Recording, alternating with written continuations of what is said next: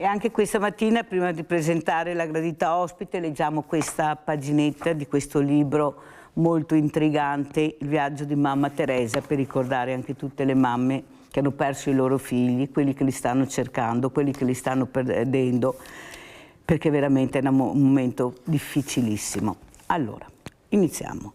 Altro che gastrite, mi era venuto in tutti questi anni di guerra e quanti patimenti e quante lacrime avevo versato nel sapere i miei figli in pericolo. Dovevo assolutamente sapere cosa sarebbe successo. La notte non riuscii a dormire, mi giravo e rigiravo nel letto. Pensavo che forse sì, era una bella notizia, ma subito dopo mi prendeva lo sconforto. Non riuscivo a capire quale sarebbe stata la reazione dei tedeschi. Finalmente, verso le 5 del mattino, intravidi uno spiraglio di luce e mi alzai. Meglio scaldare il latte e preparare un po' di surrogato per il caffè. Da quando c'era la guerra nemmeno un caffè si riusciva più a bere e io purtroppo ho sempre avuto questa debolezza. Il cibo si comprava al mercato nero col poco che si aveva. Per fortuna ad Elmo coltivavo un piccolo orticello e avevamo 3 galline per le uova. Era ancora troppo presto per uscire, volevo andare a trovare la mia amica Antonietta, che è più studiata di me, oppure forse potevo andare dal prete. Il Don sa sempre tutto, mi avrebbe spiegato. La giornata trascorse nella confusione più totale, non si capiva nulla, chi diceva che andava tutto bene, chi andava a Ferrara con le bandiere per festeggiare, chi piangeva, sembravano tutti impazziti. Ma tutta questa gioia era in realtà il preludio di un grandissimo dramma. Dopo l'8 settembre 1943, infatti, i nostri soldati vennero disarmati e fatti prigionieri dai tedeschi. Mi fermo qui questa mattina perché presento subito la graditissima ospite, che è una sindaca, Federica Ortolan, sindaca di Carbonera. Buongiorno sindaco. Sindaco, cosa preferisce? Sindaco. Sindaco di Carbonera. Allora, anche il sindaco deve dirci tante cose, anche una mamma, perciò sa benissimo cosa vuol dire figli, certo. Specialmente anche per il papà, non dico di no, ma per la mamma che se lo porta in grembo 9 mesi con tanta fatica è un'altra storia, e lo dico, perciò capiamo la storia di mamma Teresa e di tutte le mamme. Un abbraccio grande da tutti noi. Allora, sindaco Ortolan, cos'è che la preoccupa di più in questo momento? Anche perché so che lei sta cercando veramente di aiutare le fragilità che a Mirella sono molto vicine, sono specialmente i giovani, ma soprattutto i diversamente giovani, che non hanno il potere dei giovani, perché forse il giovane è un po' più smaliziato con questi nuovi strumenti, ecco, gira di più, vola, e loro invece sono fermi e la solitudine è terribile per loro, bisogna cercare di arrivarci. Allora, mi dica, prego. Sì, Mirella, intanto buongiorno a tutti. Allora, i ragazzi sicuramente a volte destano molte preoccupazioni, però sono giovani e quindi c'è speranza, insomma, che in qualche modo capiscano quella che può essere la retta via e abbiano delle opportunità, mentre l'anziano è fragile e a volte è vittima appunto di truffe, di raggiri o di ingiustizie anche per magari mancato accesso a determinati servizi e si trova disarmato di fronte alle difficoltà, reagisce con lentezza e poi può esserci anche un vero e proprio pregiudizio per la sua qualità della vita. Quindi diciamo che in un'ottica di invecchiamento progressivo della nostra società, la parte insomma di società che mi sta più a cuore, insomma che mi preoccupa più la sua condizione, è quella degli anziani. Ha ragione, io sono quelli forse più fragili. Sono quelli più in fragili, momento. più appunto di giovani, più magari di alcune disabilità che magari sono magari più gestite, ma l'anziano ha veramente delle difficoltà proprio, oltre che fisiche, anche intellettive per superare determinate condizioni. Andiamo a vedere anche questa tentata truffa a nome della provincia, tanto è vero che il presidente della provincia ha detto guardate che noi non c'entriamo niente, non fidatevi, e poi lo commentiamo con il sindaco Federica Ortolan. Invito tutta la cittadinanza a declinare tali telefonate. Ricordo che la provincia di Treviso non si occupa assolutamente di contratti luce e gas. Pertanto qualsiasi telefonata di questo tipo dove si nomini la provincia di Treviso non deve essere presa in considerazione. Non si placano le invenzioni dei truffatori per ottenere denaro e ingannare gli ignari consumatori. Ora si presentano anche come incaricati della provincia, contattano le persone telefonicamente e cercano di ottenere dati personali o informazioni sensibili, sfruttando il tema dei bonus energetici per rendere la proposta più credibile. L'invito rivolto alla cittadinanza è quindi quello della massima prudenza, non fornire dati e informazioni e diffidare di chiunque si presenti come incaricato della provincia di Treviso. La stessa provincia ricorda che non effettua vendite telefoniche né controlli a domicilio legati a bonus o forniture energetiche. In caso di chiamate sospette, l'indicazione è sempre quella di interrompere subito la conversazione e segnalare l'accaduto alle autorità. Un appello alla prudenza quindi, mentre l'amministrazione invita tutti i cittadini a prestare la massima attenzione e a condividere queste informazioni soprattutto con le persone più anziane, spesso le più esposte a questo tipo di raggiri. Il rischio è che in questo periodo, dove c'è una forte incertezza dal punto di vista dei costi energetici, qualcuno se ne approfitti con delle telefonate che assolutamente non riguardano la provincia di Treviso. Pertanto l'invito mio è non dare mai dati personali o dati sensibili a questa tipologia di telefonate. Allora, Sindaco Ortolà, come commenta questo servizio? So che anche lei vuole dire qualcosa, non fidatevi di nessuno, prego. Allora, la criminalità organizzata si sta spingendo sempre di più su queste tipologie di truffe. Questo è un esempio, provincia che appunto viene interessata per vendite di contratti di utenze, energia elettrica, gas. In passato tiravano in ballo i comuni per la vendita di depuratori dell'acqua o altro tipo di strumentazione. I comuni e le province non si occupano di questo tipo di vendite o di calmierare questo tipo di acquisti, e soprattutto la pubblica amministrazione introita denaro tramite il sistema Pago PA, quindi con bollettini certificati con dei codici, e quindi diffidate da tutti coloro che chiedono bonifici diretti in conto corrente, perché non sono tracciati e non sono legati alla pubblica amministrazione. A maggior ragione se vi chiedono beni fisici, beni diciamo che possono essere ori o comunque oggetti preziosi, perché proprio in quel caso dovete alzare assolutamente le antenne, perché una pubblica amministrazione non potrebbe mai introitare questo tipo di beni. La pubblica amministrazione si intendono anche le forze dell'ordine, quindi quando ci sono degli elementi che destano delle preoccupazioni, chiamate le forze dell'ordine immediatamente.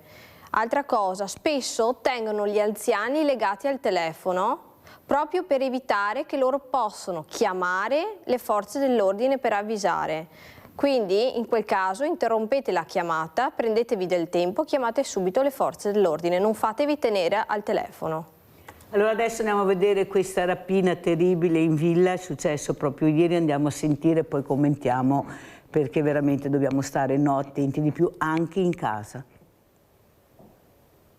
Ho reagito, sì, è stato un istinto di sopravvivenza. L'irruzione in villa, armati e a volto coperto, la reazione del padrone di casa, le botte, il sangue, i banditi che se ne vanno e uno di loro, con addosso ancora gran parte della refurtiva, fermato e arrestato dai carabinieri poche ore dopo.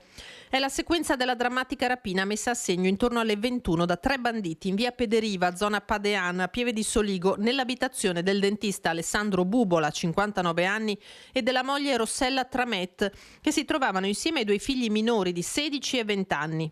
3 persone armate, erano tutti vestiti di nero, molto aggressivi, chiaramente molto aggressivi, sì. Abbiamo temuto che si trattasse la nostra incolumità. Sì, perché non erano dei professionisti, probabilmente erano dei balordi e hanno usato molta violenza. No, sicuramente sotto l'effetto di sostanze stupefacenti, sì. Probabilmente i nostri figli sono rimasti traumatizzati, sì.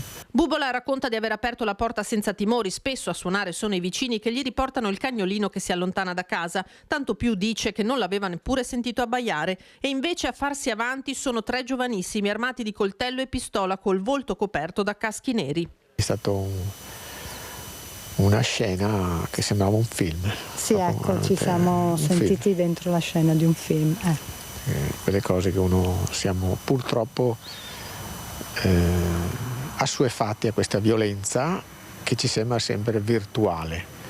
Poi quando ci si presenta fisicamente addosso ci si rende conto che è la realtà. La colluttazione, le botte, le minacce, la consegna di quanto c'era in cassaforte, 15.000 euro e alcuni preziosi, tutto in una decina di minuti. Poi l'arrivo dei carabinieri con pattuglie concentrate in tutto il territorio del quartiere del Piave e con Bubola accompagnato in pronto soccorso, dove ha trascorso la notte in osservazione ed è stato sottoposto a un TAC. Noi siamo rimasti fuori casa per 2 ore e mezza buone, non ci hanno più lasciato entrare perché c'era molto materiale. I rilievi anche perché c'è stato molto sangue. Quindi... Sì, questo è stato un po' terrificante, cioè sembrava la scena di un crimine proprio. Stesse modalità della rapina alla famiglia Doimo del 19 marzo del 2025 a Refrontolo e infatti l'arrestato è un membro della stessa banda a piede libero perché per quel fatto era stato solamente denunciato essendo al momento della commissione del reato minorenne. Si tratta di un 18enne di Tovena intercettato in auto alle 3:30 del mattino in via San Giacomo a Follina, con sé un coltello da cucina, volto tumefatto e nascosti nei pantaloni 14.000 euro. Ora si trova in carcere con l'accusa di rapina aggravata in concorso con ignoti. Su un altro ragazzo in auto con lui e solamente fermato sono in corso accertamenti. Quello che è più difficile adesso è l'aspetto psicologico perché elaborare ragazzi, la violenza soprattutto per i ragazzi. Sì. Malgrado noi avessimo subito rassicurato che avremmo dato quello che ci avrebbero richiesto, loro sembrava non capissero, usavano molta violenza. I ragazzi? È stato molto brutto, sì. Allora, lasciamo commentare il sindaco Federica Ortolan. Capite, specialmente questi giovanissimi, perché sono giovanissimi, fanno ancora più paura dei grandi delinquenti, perché questi non sanno neanche muoversi, fanno disastri nel vero senso della parola. Prego. Sì, allora intanto mi sento di esprimere solidarietà nei confronti di questa famiglia, perché potrebbe essere una qualsiasi famiglia di qualsiasi comune, di qualsiasi frazione. Ecco. E devo dire che qui siamo in presenza di giovani probabilmente legati da necessità diverse da quelle di altri furti, ecco, probabilmente in preda anche a delle sostanze stupefacenti che per le loro necessità, diciamo, compiono questi fatti.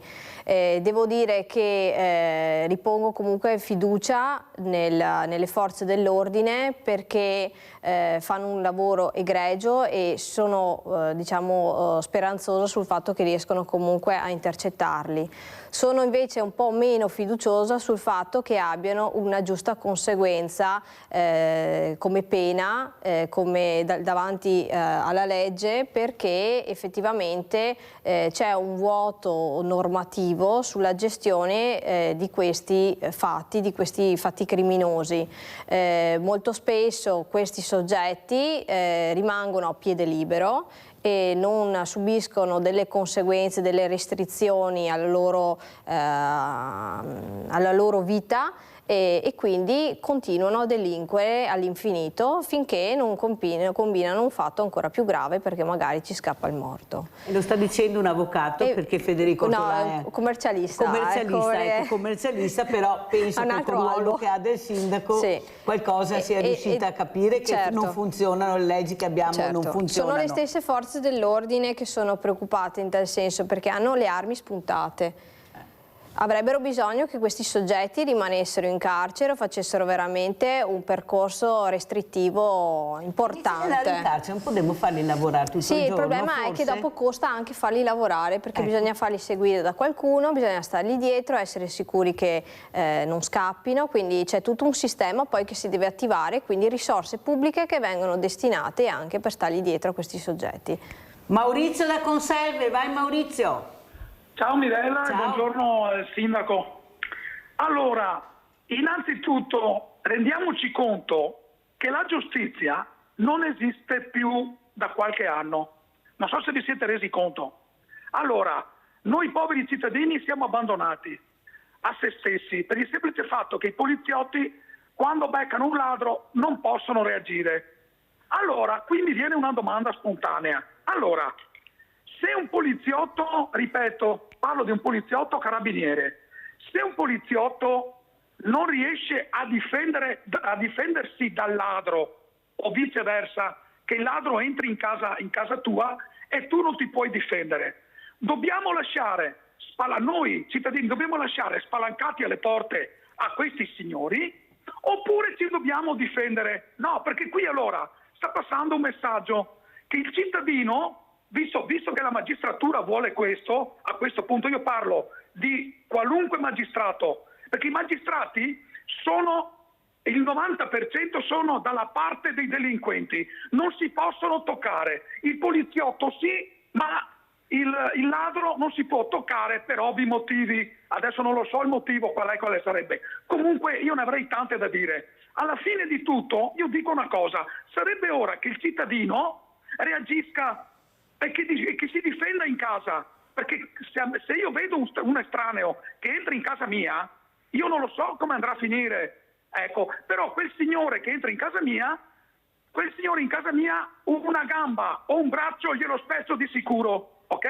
Ecco, questo sia chiaro il discorso. Comunque piena solidarietà alla famiglia che abbiamo visto prima che ha subito il furto. Ok, ecco, attendo vostre risposte e buona giornata. Grazie Maurizio, alla famiglia Bubola, il sostegno penso di tutti noi, perché sono momenti veramente drammatici. Prego Sindaco.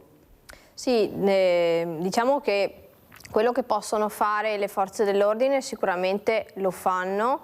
E qui proprio siamo in presenza di soggetti balordi, perché solitamente nei furti sappiamo che chi entra in casa cerca di evitare lo scontro, di incontrare chi abita in casa, perché sanno che comunque hanno delle conseguenze, delle indagini che vengono poste in atto e quindi un rallentamento nella loro attività. Qui siamo proprio in presenza di ragazzi balordi che non, appunto, dovevano andare e colpire e portarsi a casa quello che gli serviva per fare altro, diciamo, di poco corretto, ecco, per acquisti probabilmente non legali. Vi devo dire che come amministrazioni pubbliche noi ci chiediamo cosa possiamo fare per i nostri cittadini. Quello che stiamo facendo noi è, oltre a già 46 telecamere di cui 5 lettori targhe, andare a implementare nei prossimi anni con circa 200.000 euro di investimento un'altra decina di telecamere più altri lettori targhe, tutte collegate con fibra ottica, quindi le infrastrutture sotto sono quelle che costano particolarmente, proprio per garantire la bontà del segnale delle immagini, ecco, dare questa infrastruttura a disposizione delle forze dell'ordine, perché quando succede qualcosa almeno utilizzano queste telecamere per fare delle indagini, ecco, perlomeno provare a intercettarli, a fermarli e identificarli, ecco. Anche se molto spesso questa videosorveglianza pubblica non è sufficiente, perché veramente di telecamere ce ne vorrebbero per assurdo ad ogni lampione, dico io, e quindi c'è bisogno che comunque anche il privato, laddove possibile, implementi il suo sistema di videosorveglianza e c'è la possibilità anche di condividere qualche telecamera con le forze dell'ordine attraverso delle convenzioni. Mirella da Riese Pio X, ciao Mirella. Mirella, buongiorno, sono alla signora.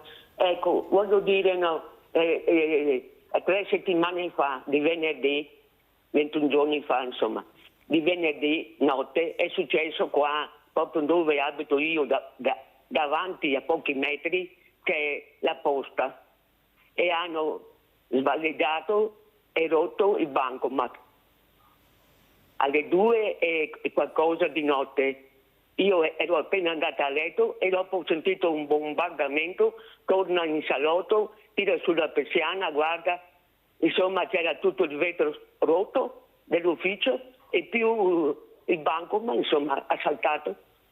Ho preso uno spavento, ma un spavento di notte, se succedono queste cose, hanno portato via 25.000 euro.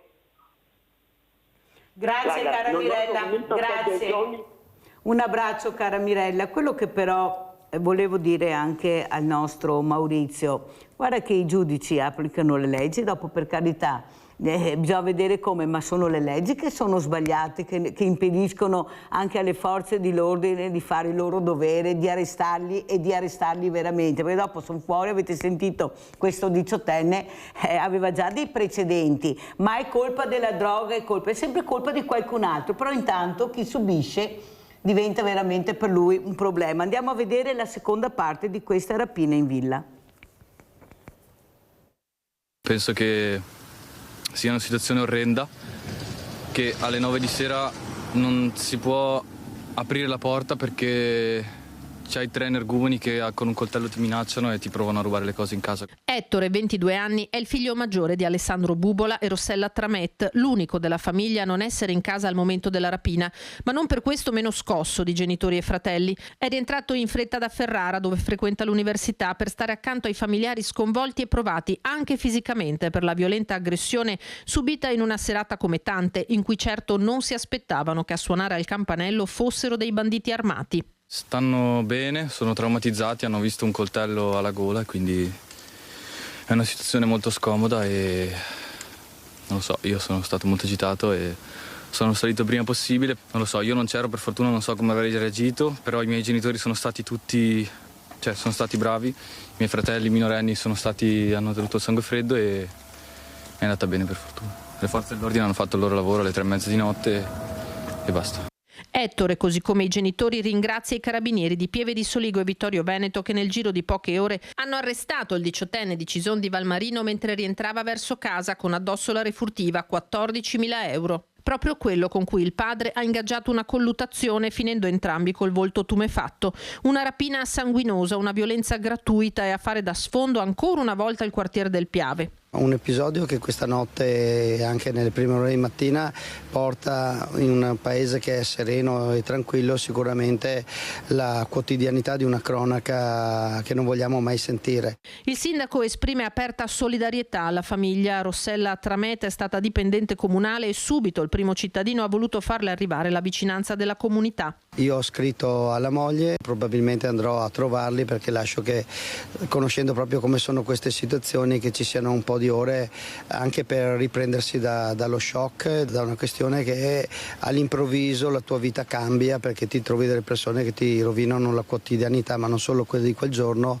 ma la quotidianità dei giorni a venire, quindi serve un po' di tempo. Nel frattempo siamo coordinati con le forze dell'ordine che ci aggiornano e mi sembra che si possa ben sperare che questo episodio possa avere in tempo breve una conclusione. Vicinanza al medico e alla sua famiglia vittime di violenza inaccettabile anche dal presidente della regione Alberto Stefani, che ringrazia a sua volta i carabinieri per il tempestivo arresto di uno dei banditi.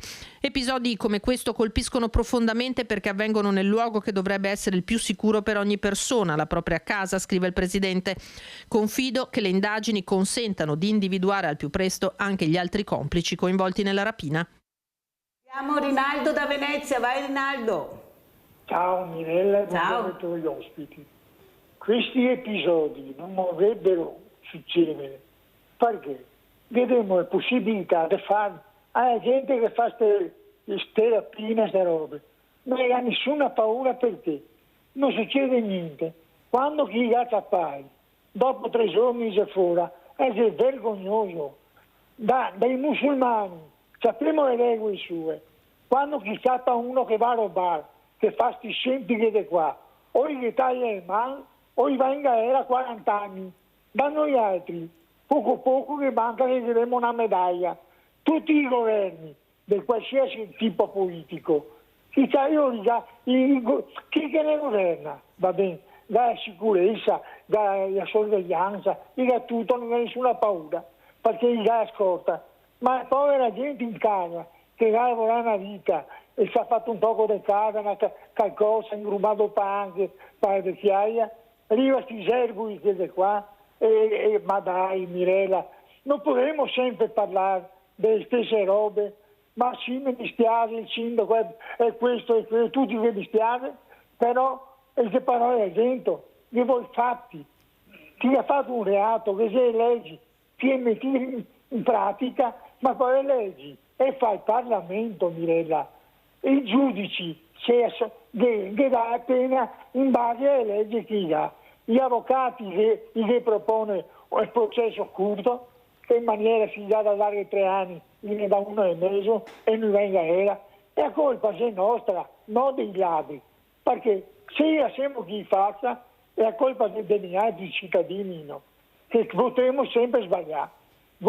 Ma insomma, il governo, le guerre, l'America, a noi altri non interessa niente, non ha da interessare, ha da interessare come che viviamo a casa nostra, cioè il tipo di vita che abbiamo. Cos'è lo potere unire? Basta, se no andiamo avanti, Rinaldo, grazie, se no la sindaca non risponde. Domani ci racconti quando che te ieri puteoti. Allora, sindaco, come commentiamo? Abbiamo sentito il sindaco di Pieve, di Soligo, Soldan, sono momenti veramente dove il sindaco è in prima linea, è lui che deve andare in queste case, far capire l'importanza della sicurezza, come ha detto lei, telecamere, videosorveglianza, ma non basta. Prego. Certo, sì, si è in difficoltà perché effettivamente le possibilità appunto di aiutare in queste situazioni possono essere le infrastrutture, telecamere, il monitoraggio delle forze dell'ordine, in particolare la polizia locale che può fare da deterrente, però guardando quel ragazzo di 22 anni che è il figlio più grande di questa famiglia, ecco, che insomma pareva anche un bravo ragazzo che studiava, ecco, penso che abbia tanta rabbia anche lui nei confronti di questi suoi praticamente coetanei che hanno fatto irruzione a casa sua. E mi viene da fare questo pensiero, questa è la degenerazione di una situazione di questi ragazzi, perché probabilmente non hanno iniziato con questo fatto a delinquere. Probabilmente questi sono i classici ragazzi che hanno cominciato con un percorso sbagliato, magari a fare anche altri danni al patrimonio e non sono stati fermati in tempo, perché purtroppo chi è minorenne, soprattutto, questi sono maggiorenni da poco, i minorenni devono collezionare un certo numero di reati, di fatti, di gravità diversa per poter avere dei provvedimenti del tribunale, invece devono essere equiparati a quelli che hanno la maggiore età. Devono essere giudicati in tempi brevi, anche perché molto spesso aspettare che collezionino fatti di vario tipo vuol dire passaggio di anni e quindi un ritardo nel giudizio nei loro confronti che può essere o tardivo perché fanno già altro di molto più grave o anche che abbiano messo anche la testa a posto e nel frattempo arriva il giudizio per fatti compiuti anni prima. C'è proprio un sistema giudiziario lento, farraginoso e inadeguato ai tempi che andrebbe che non è colpa dei giudici sul sistema. No, è dal punto di vista legislativo che bisogna fare una correzione.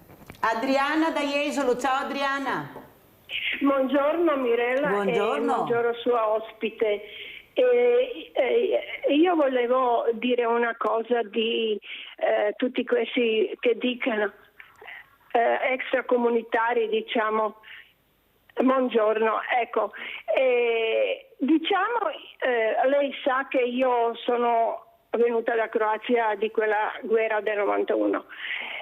E volevo dire che tutti quelli che arrivano adesso, che fanno cose come questa famiglia che hai presentato stamattina, non è giusto. Senza nomi, senza cognomi, senza documenti, ma con telefono, 2 minimo telefono in tasca che non lo so per cosa serve. Ma è possibile, quando sono arrivata, che noi avevamo un permesso, non di soggiorno, permesso per entrare e stare in Italia con il fronte di questo documento, con il foto nostro, che lo sai che chi sono. Allora, io mi chiedo come mai che prefettura non può fare, ognuno che entra in Italia non può avere quel permesso. Se non ha documento, al solito vengono qua senza documenti, allora vuol dire che non vuole avere quel documento e chissà perché, però prefettura può fare questo. Allora, penso che ci sono anche strutture dove si possano mettere quelle persone, come io sono stata in Croce Rossa, che lo ringrazio finché sono viva. Allora è giusto avere quel documento. E quei ladri che uccidano per cuccioli e vanno in casa di rubare, è una vergogna. Io mi vergogno per quelle persone che vanno e vengono qui di salvare la vita e dopo vanno di rubare e uccidere la gente. No, questo no. Allora, per favore, sindaco, lo dico a lei e tutti i sindaci, mettete le telecamere dappertutto, perché delinquenti ci sono. Grazie cara Adriana, mi ha fatto piacere sentirti. Prego Sindaco Ortolano, rispondiamo così a quello che ha detto Adriana, il servizio che abbiamo visto, ma soprattutto questo ruolo importante che dovrebbero avere le forze dell'ordine nel momento che perché questo ragazzo è stato arrestato. Adesso vediamo quello che era assieme accertamenti. Intanto era assieme, fatalità, quell'ora assieme, l'altro aveva ancora tutti i soldi in tasca. Però dobbiamo fare accertamenti, 3 gradi di giudizio, avanti, processi enormi, prego. Sì, come dicevo prima, i comuni come il nostro stanno investendo moltissimo sulle telecamere e siamo appunto in procinto di attuare il piano di estensione della videosorveglianza, ma come me tanti altri sindaci. Però distingo una cosa, qui adesso io non ho capito bene, però potrebbero essere ragazzi italiani come stranieri legati a dei problemi probabilmente di altro tipo e magari anche di origine straniera, ma in Italia, magari nati in Italia o comunque residenti da molti anni in Italia. Secondo me la distinzione italiano-straniero in questo caso, insomma, sì, magari non è neanche opportuna, ecco, è proprio quello che dà fastidio è il fatto che siano giovani e che abbiano compiuto questo furto, questa rapina con tale violenza, ecco, a prescindere che siano italiani o stranieri. Poi comunque gli stranieri che sono in Italia sono comunque muniti di documenti oppure sono clandestini che comunque sono molte volte censiti, o come possono esserci dei malviventi che prendono e fanno dei furti praticamente in giornata, arrivano la mattina, compiono il furto e tornano nel loro paese, e quelli sono diciamo delle schegge che non possiamo, si fa fatica ad intercettare, ecco, ma esiste anche questo tipo di abitudine. Ecco. Giusy da Treviso, vai Giusy, quinto. Ciao Mirella, buongiorno alla tua ospite. Ciao. Buongiorno. Mirella, siamo sempre qua col discorso del referendum, ma come è che facciamo votare per sì o per no di queste carriere, a divisione di queste carriere? Ma se ne rende accorto neanche a ora, Mirella, perché uno dice sì, che altro dice no. Qua è quello giusto che si può votare, qua è per il bene dei nostri cittadini, che da che a volte in qua dovrei avere anche già capito come che va a roba. Ma perché cosa dobbiamo votare? Cosa è che voto mi? Che non so niente, un fico secco sapevamo noi altri. E non lo sai neanche a ora, ma perché te vedi chi si separai col sì e col no? E ora, cosa andiamo a votare? Cosa andiamo a votare? Sono stufa Mirella, sono stufa. Vi saluto. Abbiamo sentito le riflessioni di Giusy, prego Sindaco Ortolano. Beh, diciamo cosa votare, dipende, ovviamente c'è un po' di dialettica politica, anche se questo referendum dovrebbe essere tutto fuorché politico.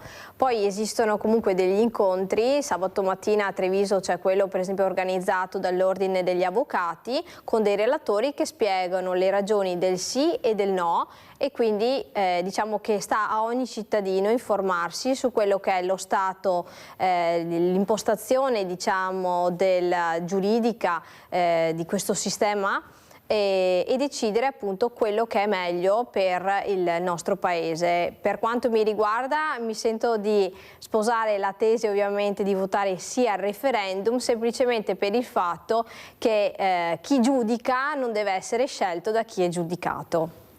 Però è anche vero, Sindaco, come dice Giusy, che non era un tema, un questionario da dare in mano ai cittadini, era una questione tecnico. Noi leggiamo i politici perché se la sbrighino su queste faccende, non possono ogni volta passare il cerino al cittadino che non conosce, come abbiamo sentito Giusy. Io vorrei fare un'inchiesta sui diversamente giovani, chi ha capito qualcosa. Non è giusto, perché noi paghiamo le persone, le votiamo, deleghiamo. Se la cosa deleghiamo a fare, lo decidiamo noi tutto, no? Allora decidiamo noi Voi sindaco, quando avete un problema chiediamo ai cittadini cosa vogliono, vedete, ma le cose andrebbero anche meglio, sono sicura. Luciano da Desenzano, vai Luciano.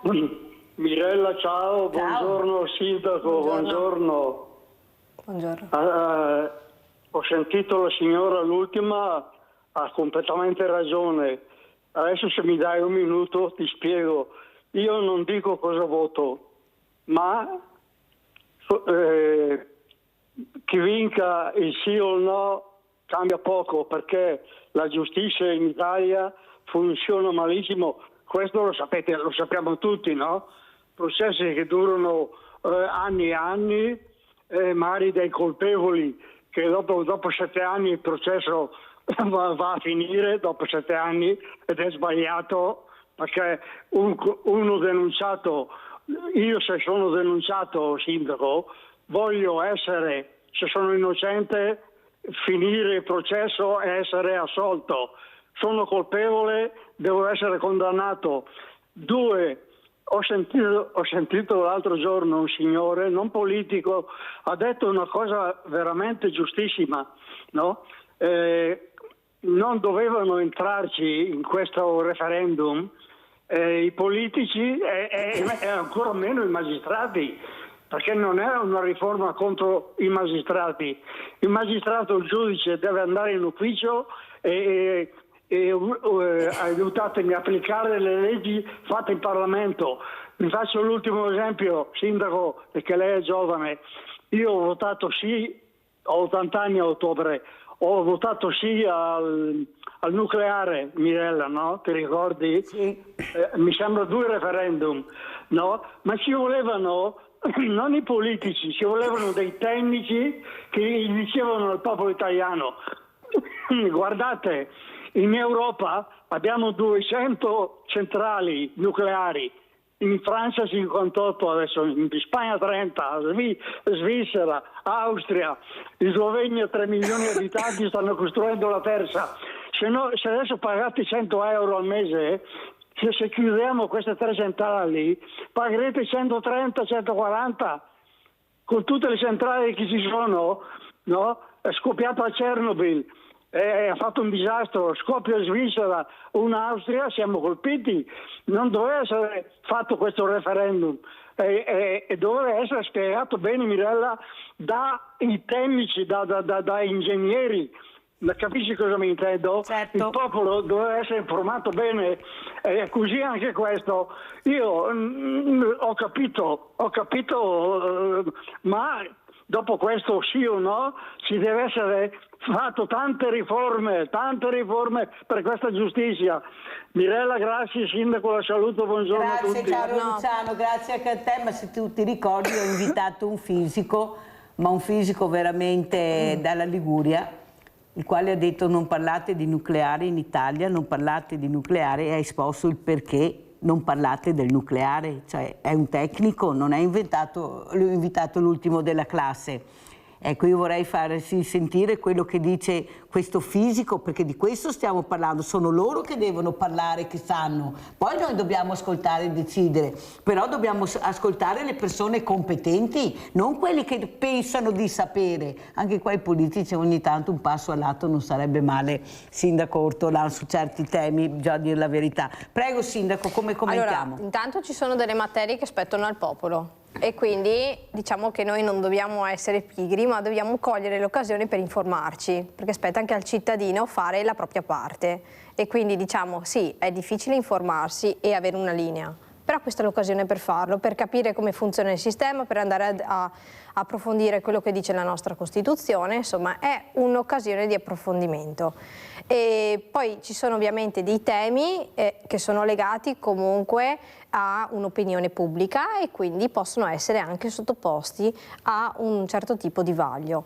Vi dico che tendenzialmente c'è bisogno sicuramente di tecnici che spiegano le ragioni e sono a disposizione anche in questi giorni per farlo. Sta a noi cogliere l'occasione per informarci. Giulia da Venezia, vai Giulia, poi andiamo in pubblicità. Sì, Mirella cara, ciao. Ciao Giulia. Buongiorno a tutti, anche alla sindaca che hai là, signora sindaca.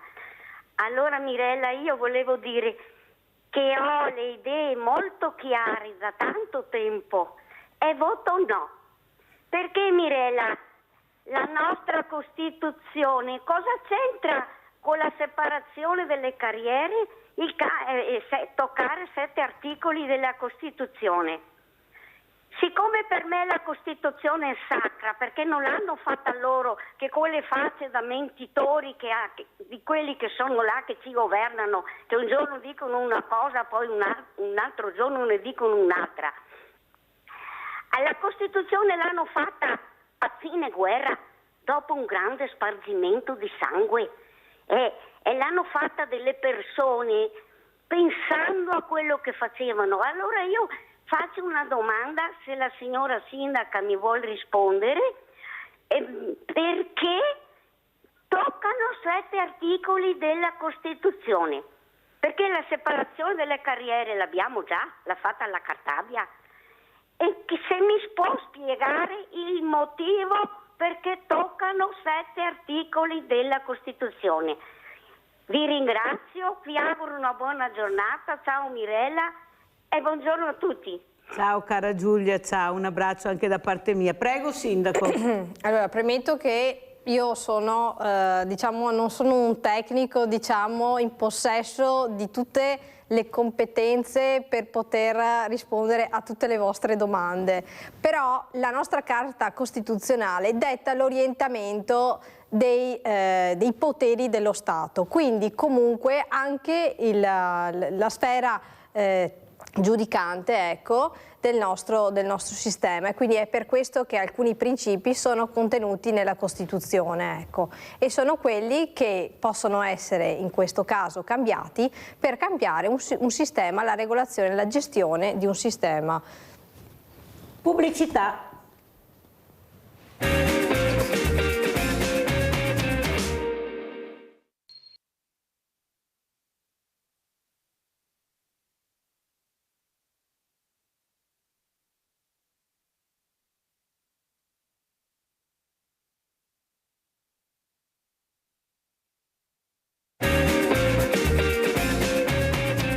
Abbiamo in linea Pia da Venezia. Ciao Pia.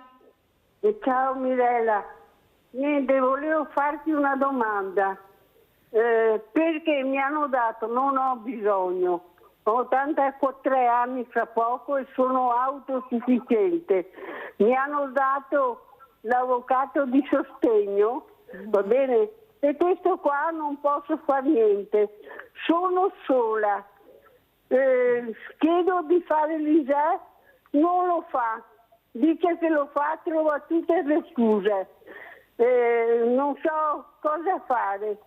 Ho cercato un altro avvocato, purtroppo un figlio, ma un figlio che non esiste. Basterebbe che mi tenesse sotto di lui, ma questo non è possibile, è un carattere infame. Non so cosa fare. Io non voglio l'avvocato di sostegno, ma purtroppo devo tenermelo. Mi capitano un sacco di disgrazie, mi rubano, ma esco di casa, adesso sono 2 mesi, ma sono 3 anni che vengono a casa, non so come fanno, non so, ma sparisce qualcosa. Pia, lascia il tuo numero di telefono che poi ti chiamo. Comunque se hai l'avvocato di sostegno non puoi cambiarlo. È il giudice che deve cambiare casomai l'avvocato di sostegno e mettertene un altro. Ma io mi domando veramente, poi non è la prima telefonata, Sindaco, che ricevo di questi avvocati di sostegno, perché anch'io una persona che costo IGE non riusciamo a farglielo fare all'avvocato di sostegno, e si è intervenuto anche il comune, l'assessore di competenza. Mica così semplice questa storia di questi avvocati di sostegno, vorrei anche capire cosa sta succedendo. Prego Sindaco, poi vediamo, anzi andiamo a vedere questa pista ciclabile Carbonera e poi commentiamo anche la telefonata. Pia, lascia il numero.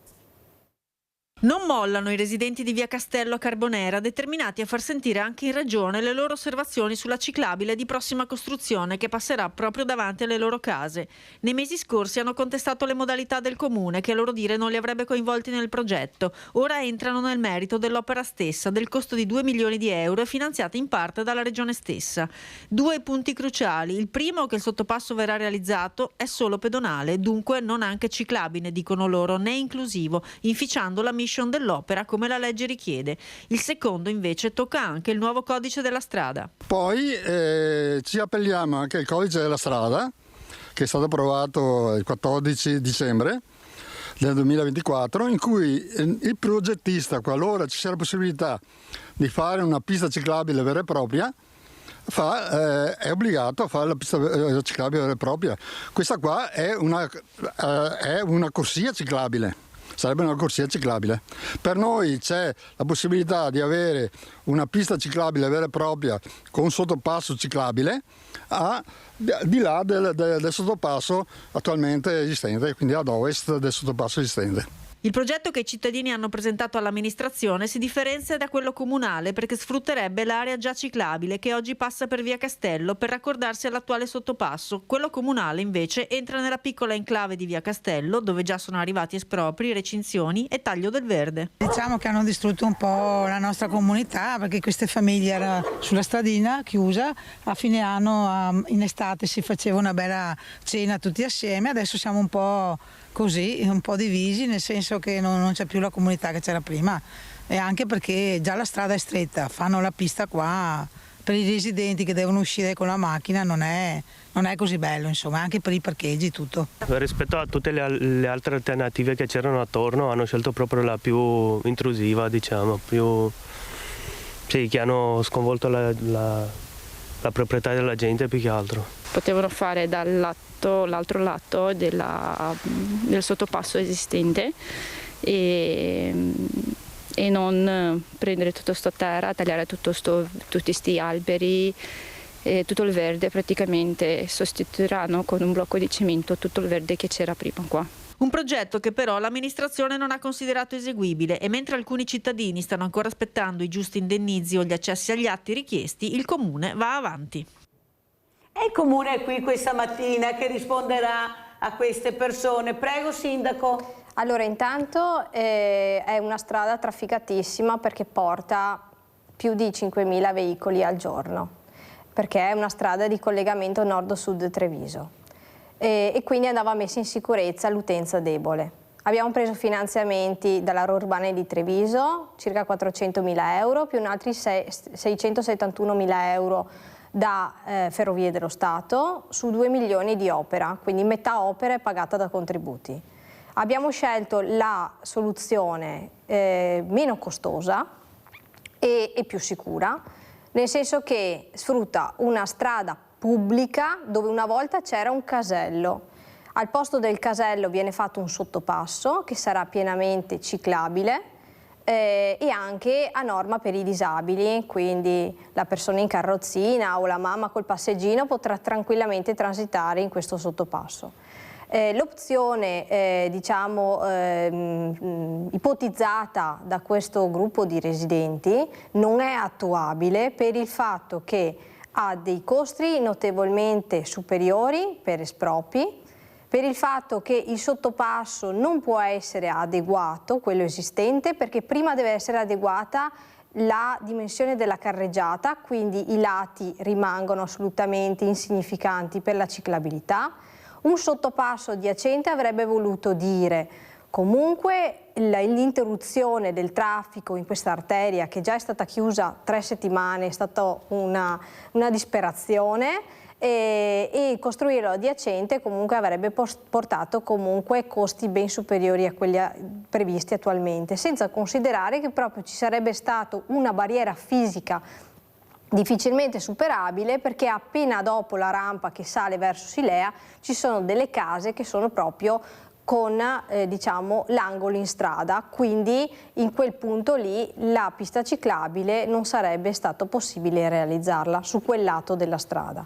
Quindi vi posso dire che come amministrazione abbiamo cercato di utilizzare meno risorse possibili, di fare una pista che è totalmente ciclabile e minimizzare e quindi mettere in sicurezza, arrivare all'obiettivo di mettere in sicurezza gli utenti deboli della strada. Ecco, quindi tutte le valutazioni sono state di tipo tecnico, finanziario e sono l'ottimo che si poteva trovare.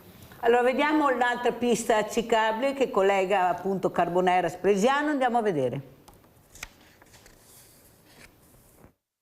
Allora è ufficiale? È ufficiale, sì, sono state pubblicate le prime 2 gare.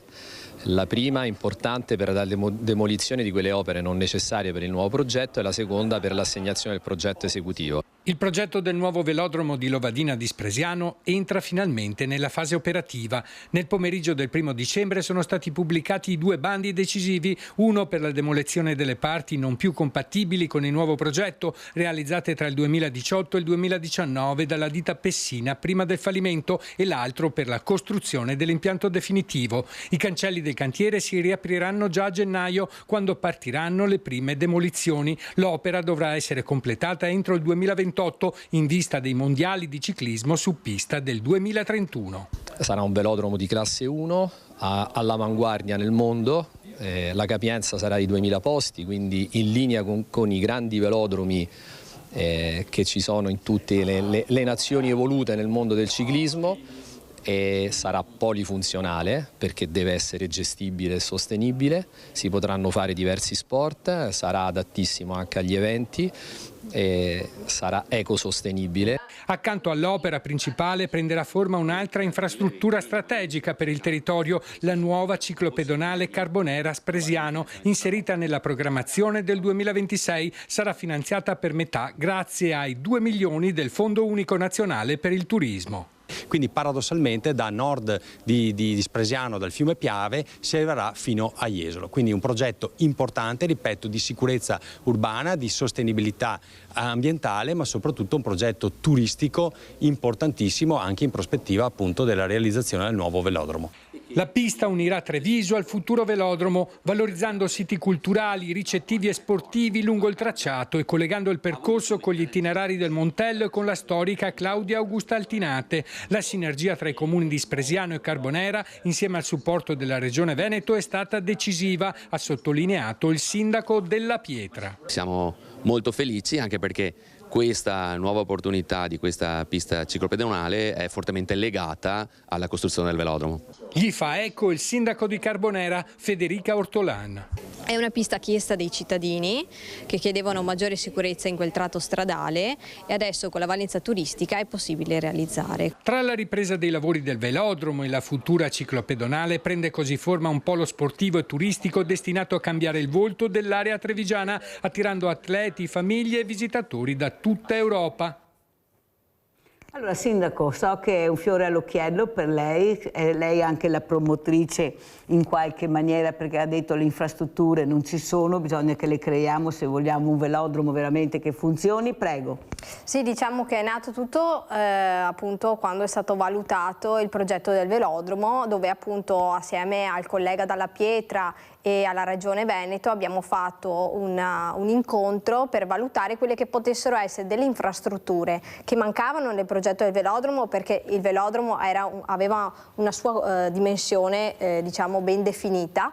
Mancavano appunto dei collegamenti e allora quella strada via Gasparotto Vecellio e via Lovadina sotto Carbonera è la strada ovviamente privilegiata dai veicoli che un domani usciranno dal velodromo verso il casello dell'autostrada e quindi appunto grazie a questa sinergia e grazie moltissimo all'intercessione della Regione Veneto siamo riusciti a intercettare questi fondi messi a disposizione dal Fondo Nazionale Turismo, che aveva degli avanzi ancora del 2024 che andavano assegnati alle varie regioni.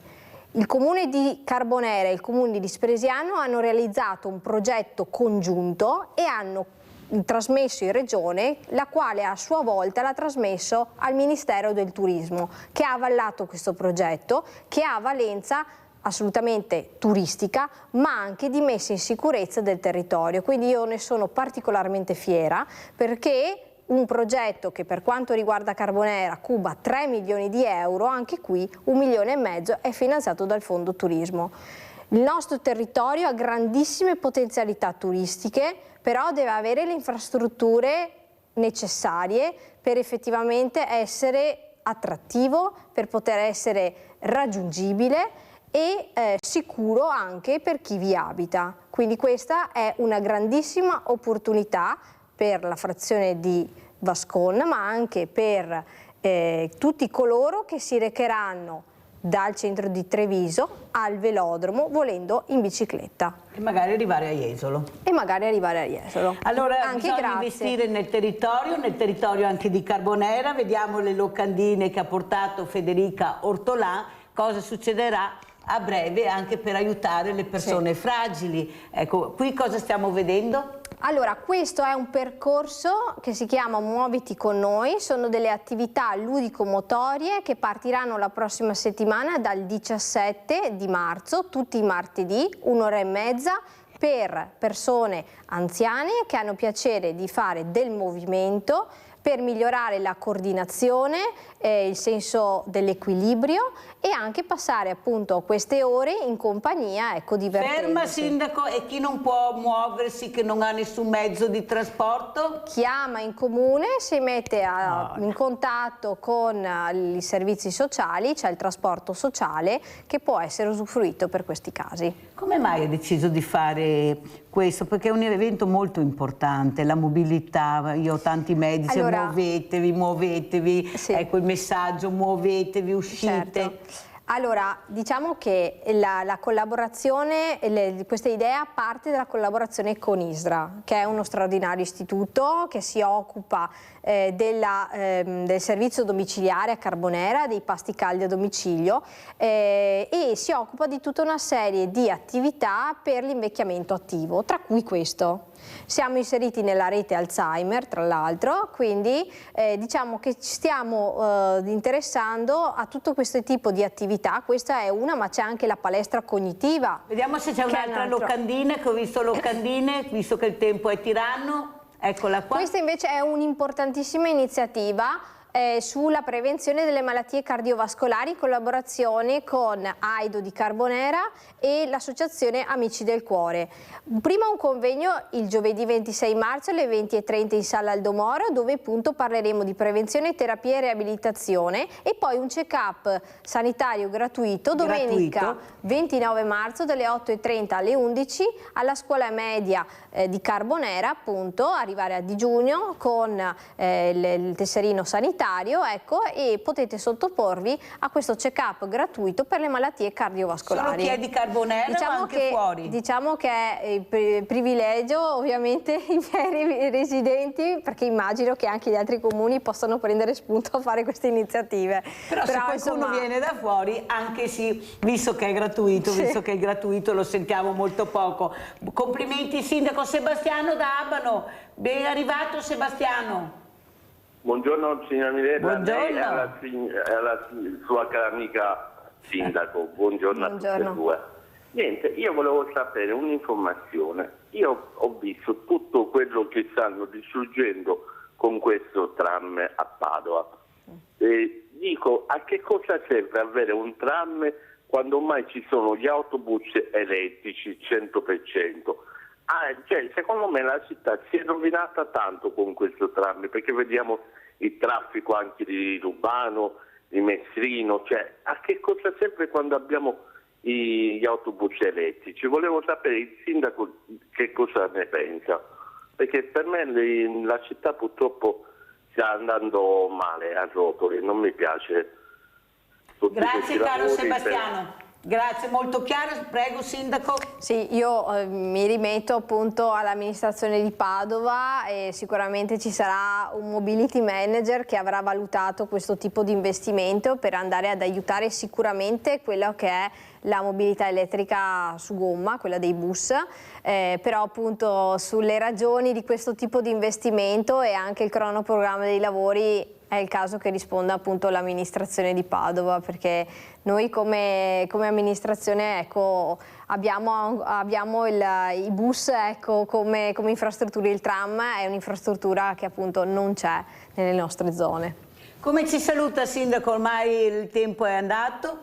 Allora, grazie intanto Mirella per quello che fai, perché ti occupi delle persone più fragili, porti avanti iniziative bellissime per cercare di dar voce a chi non ce l'ha, e quindi mi sento di farti un ringraziamento veramente di cuore. Grazie. E un saluto ovviamente a tutti gli ascoltatori a casa. Grazie Sindaco, non è solo la Mirella, è una squadra fatta anche da genitori, da mamme, da papà, da ragazzi, e soprattutto ecco un messaggio a questi ragazzi che alzano un po' troppo l'asticella. Io so che lei ne ha avuto parecchi, ha cercato anche di fare questi lavori socialmente utili. Prego. Sì, da mamma, da sorella maggiore, dico che effettivamente essere bravi ragazzi ripaga, e invece fare magari queste cavolate, diciamo, per noia, per gioco, ecco, alla lunga pesano sulla fedina penale, ma pesano poi su tutta la vostra esistenza. Quindi mi sento di dirvi di pensarci e di occupare il vostro tempo in maniera proficua. Non volete andare a scuola per X ragioni, andate a lavorare, almeno fate qualcosa di buono per la vostra vita. E diversamente giovani, visto con questa bellissima iniziativa, cosa diciamo? Cercate di stare in rete, cercate di uscire di casa il più possibile, di aderire a queste iniziative. Ecco, era partito in sbaglio, però ci credo molto a queste iniziative, perciò anch'io dico, se non avete nessuno telefonate. Diciamo dove possono rivolgersi, Sindaco. Diciamo che i servizi sociali del Comune possono essere un buonissimo aggancio, esatto. Ecco, si cerca di non lasciare mai nessuno solo, e anche magari chi ha poca dimestichezza con la tecnologia, anche indicare quelle attività da farsi, l'università del tempo libero, le iniziative come dicevo prima, Muoviti con noi, la palestra cognitiva. Ogni comune ha, diciamo, una svariata gamma di iniziative, ecco. L'importante è uscire, perché stare in casa da soli non vi fa bene, non fa bene alla vostra mente e poi al vostro fisico. E se non ce la fate, il Sindaco verrà a prendervi a casa, perché i nomi e cognomi ce li ha, così vi porterà a fare un bel giretto con le attività motorie e non solo. Grazie al Sindaco Ortolan, Federico Ortolan di essere stato con noi, Sindaco di Carbonera, e grazie anche a voi, tante telefonate dappertutto come al solito. Pubblicità.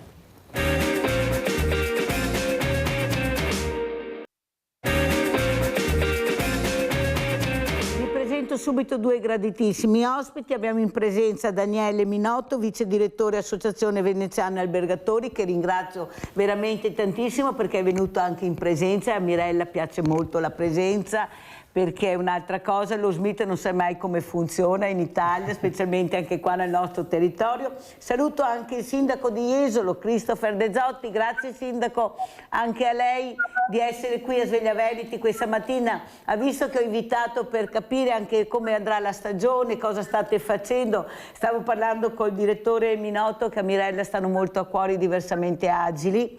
E il direttore mi faceva presente, ha fatto bene, che tutti forse in futuro avremo questo problema, perciò bisogna fare prevenzione e bisogna cercare di mettere delle strutture a disposizione di queste persone che si muovono, che spendono come tutti gli altri, di essere veramente compatibili con le difficoltà che hanno queste persone prima di partire da casa. Allora partirei proprio dal direttore Minotto. Cosa ci dice il direttore? Questi alberghi bellissimi, però anche no, se non guardiamo poi la realtà, che è quella di vedere cosa ci offre la struttura nel momento che queste persone ci mettono in viaggio.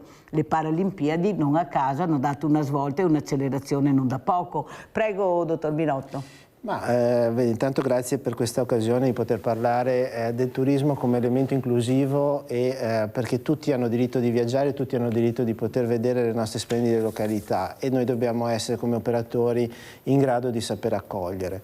Molto spesso c'è una paura nell'affrontare la questione della disabilità, perché poi si affronta sempre dal punto di vista di chi ha difficoltà motori. Poi in realtà ci sono varie tipologie di particolari, come gli ipovedenti, quindi ci sono le persone che hanno problemi dell'udito, quindi ci sono più disabilità che devono essere considerate. Le strutture si stanno adeguando, cioè nel senso che sta crescendo perché siccome c'è molta più gente che viaggia, molta più gente, e quindi che per reggere i grandi numeri fa sì che ci siano anche persone che abbiano e hanno diritto di poter viaggiare con delle difficoltà. Poi tutti quanti diventeremo meno abili andando avanti con l'età, e oltretutto consideriamo che, specie per le località come vuole essere anche Venezia, una località per persone per categorie altospendenti, di solito chi ha più capacità di spesa sono persone che hanno anche un'età più grande, quindi un bisogno magari di spazi. Quello che è stato sempre un errore è stato quello di voler considerare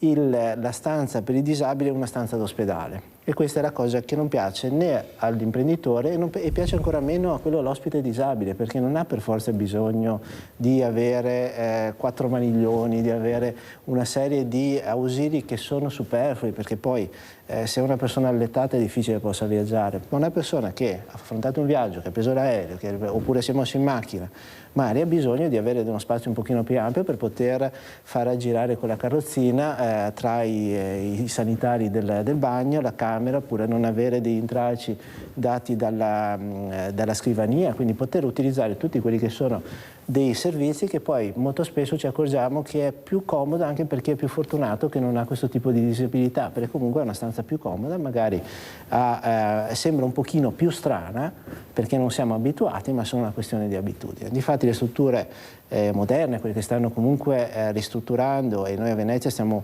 facendo un grosso lavoro di ristrutturazione, quindi con l'obbligo di avere anche la stanza per i disabili, quella vera e propria, ma anche applicando quei piccoli accorgimenti come avere il piatto della doccia che si può togliere il bordo e poter accedere, anche perché poi ci sono, perché poi il disabile che è in modo cronico, è abituato a gestire delle difficoltà. Poi ci sono i disabili temporanei, perché se io mi rompo una gamba sono molto più disabile di una persona che vive in carrozzina. Non so come fare, non riesco. Non saprei e quindi avere anche delle piccole agevolazioni e cose, alla fine credo che possano essere un modo per poter accogliere meglio tutti quanti.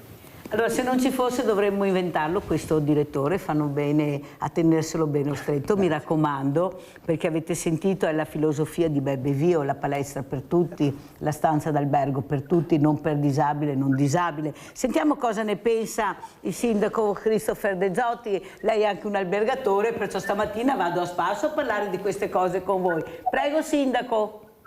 Bene, intanto buongiorno Mirella, grazie per l'invito. Mi dispiace non essere presente, anch'io preferisco sempre la presenza, però sapete che la vita di un sindaco è molto complicata, quindi alle volte gli strumenti come questi ci aiutano a poter essere presenti. Condivido che il direttore Minotto è assolutamente competente, bravo, e quindi lo stimo anch'io, anche perché lo conosco. Il tema accessibilità degli spazi, siano essi spazi pubblici o anche spazi privati come gli alberghi, è ormai centrale, perché comunque è cambiata anche la concezione da parte degli stessi imprenditori di questo tema, che una volta era concepito semplicemente come un obbligo diciamo da dover garantire per le proprie strutture, e non era visto come opportunità. Oggi invece i crescenti movimenti anche di turisti con disabilità di vario tipo la fa vedere anche come un'opportunità, e quindi molte strutture stanno iniziando spontaneamente ad adottare dei criteri anche superiori rispetto a quelli obbligatori dalle norme, proprio perché vedono la possibilità di poter accogliere dei turisti e quindi creare anche delle fette di mercato che oggi non esistono, e questo credo sia la miglior cosa, perché quando un tema è percepito e fatto proprio da chi si deve adeguare, è molto più facile, molto più spontaneo appunto adeguarsi. Ovviamente le strutture hanno degli obblighi, e a Jesolo diciamo il tasso anche di adattamento è molto positivo. Abbiamo anche una struttura non alberghiera, extra alberghiera, che è il villaggio Marzotto. Lo cito perché è noto per la sua sensibilità su questo tema, che da anni ha investito avendo sostanzialmente un villaggio totalmente accessibile per qualsiasi tipo di utente, e questo ha creato per la struttura grandi fette di mercato, ma ha permesso anche alla città di poter intercettare anche delle manifestazioni di carattere sportivo del Comitato Paralimpico di varie discipline, che appunto crea anche delle occasioni di mercato, di frequentazione per la città, quindi è molto positiva questa cosa. Dal lato comune noi abbiamo iniziato un percorso secondo me positivo, che è quello di provare a rendere anche le nostre manifestazioni, quindi le attività che crea il comune, accessibili ai vari tipi di disabilità, perché alle volte il focus è sulle disabilità di tipo motorio, ma non esistono solo quelle. Ad esempio in Jesolo Sen Activity, presepi di sabbia che ogni anno facciamo nel periodo natalizio, che sono molto visitati, abbiamo iniziato a porci il problema di come garantire l'esperienza a tutte le persone, e quindi da quest'anno abbiamo creato delle ricostruzioni, delle sculture di sabbia in miniatura che siano toccabili da parte degli utenti, e quindi accompagnate anche da un'audioguida, permettono ad esempio ai non vedenti o agli ipovedenti di poter vivere l'esperienza di quella manifestazione, e la cosa è stata molto apprezzata. Abbiamo ad esempio avviato,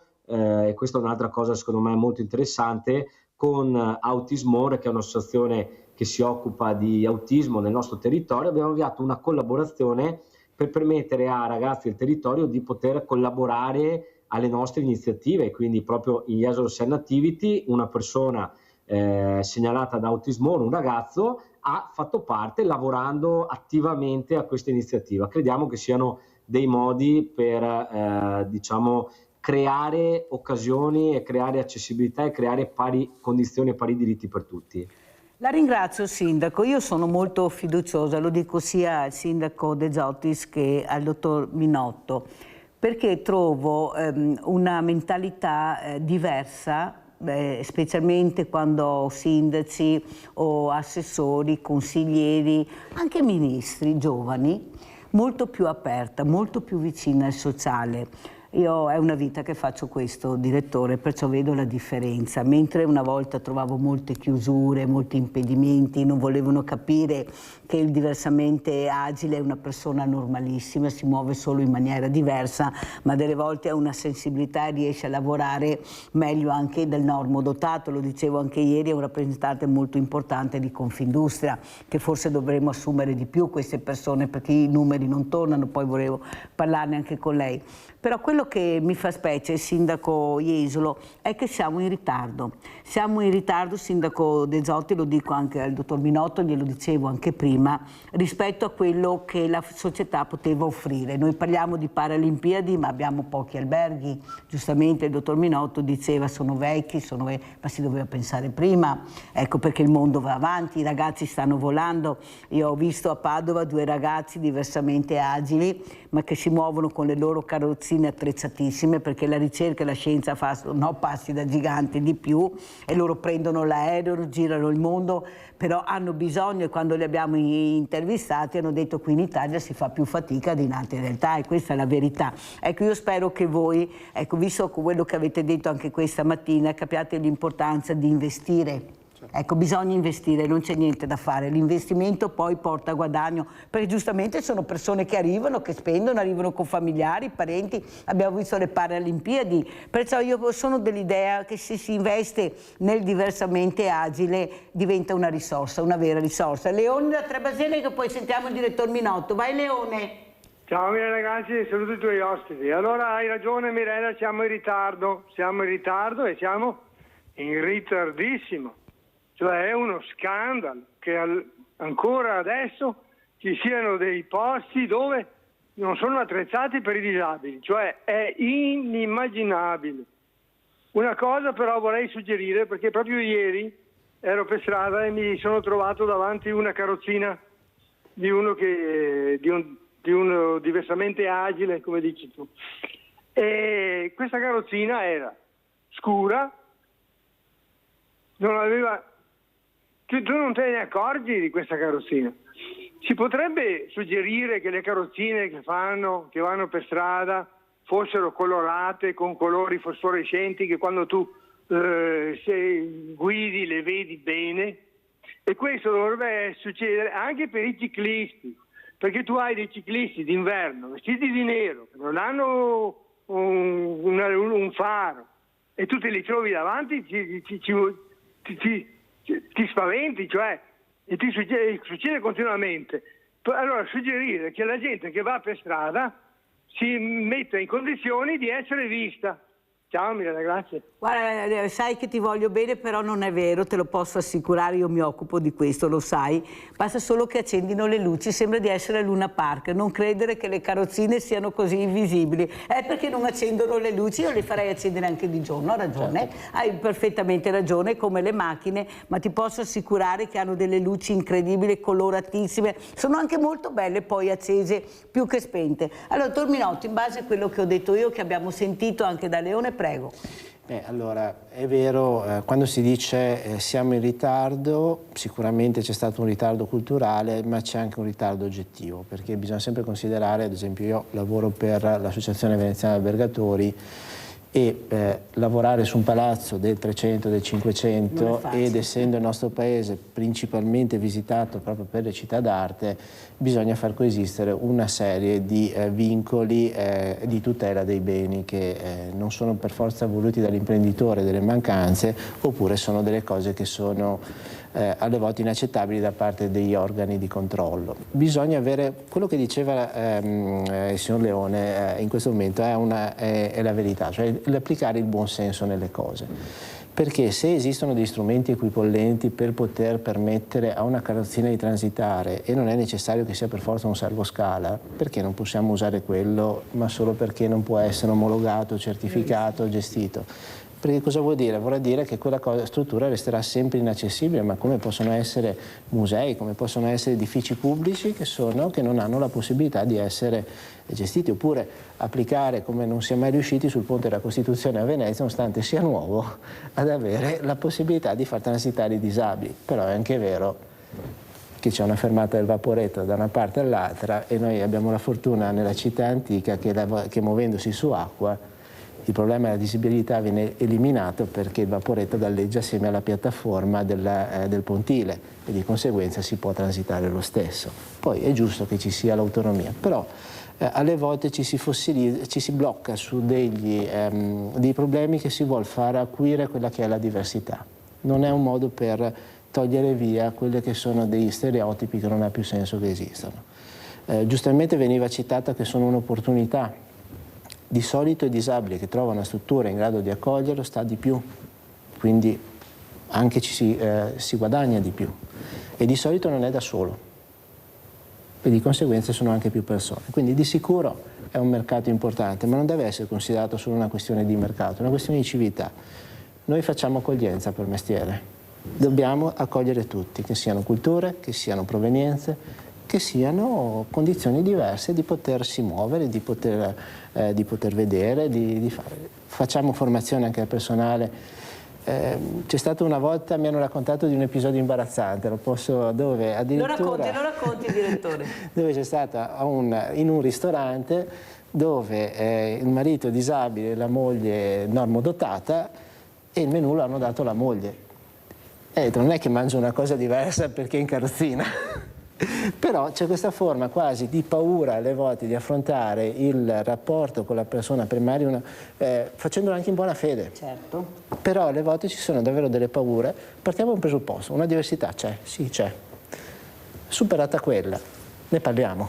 Ne parliamo anche perché io ho portato 2 anni fa, direttore, lo dico anche al sindaco De Zotte, dopo le dico anche cosa, anche perché ci parleremo, 250 tra diversamente agili e diversamente giovani, con 2 motonave, siamo partiti da Quarto d'Altino e li ho portati a Venezia.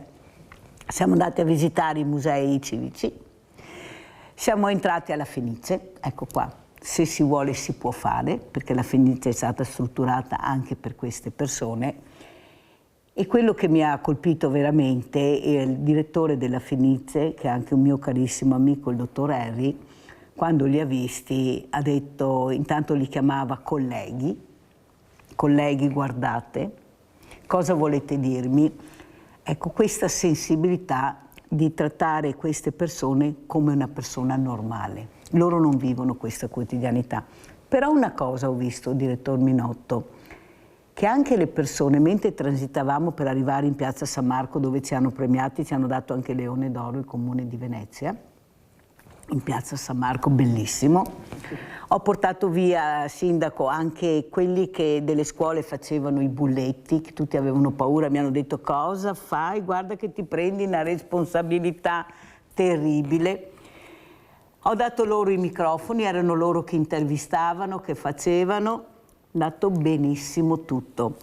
E soprattutto quando passeggiavamo per arrivare in piazza San Marco, le persone sedute negli alberghi, nei bar, ci guardavano apprezzando. Ho detto: guarda, non abbiamo mica capito niente tra me. Dicevo: guardate, basta solo mettere assieme, non dividere, unire.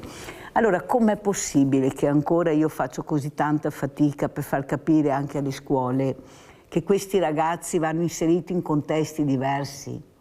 Non devono solo portare la borsa della spesa che non risolvo niente, direttore. Devono venire a lavorare magari anche su un albergo, magari con lavori anche umili. Hanno sbagliato, perciò fai anche lavori umili, ma sono lavori dignitosi.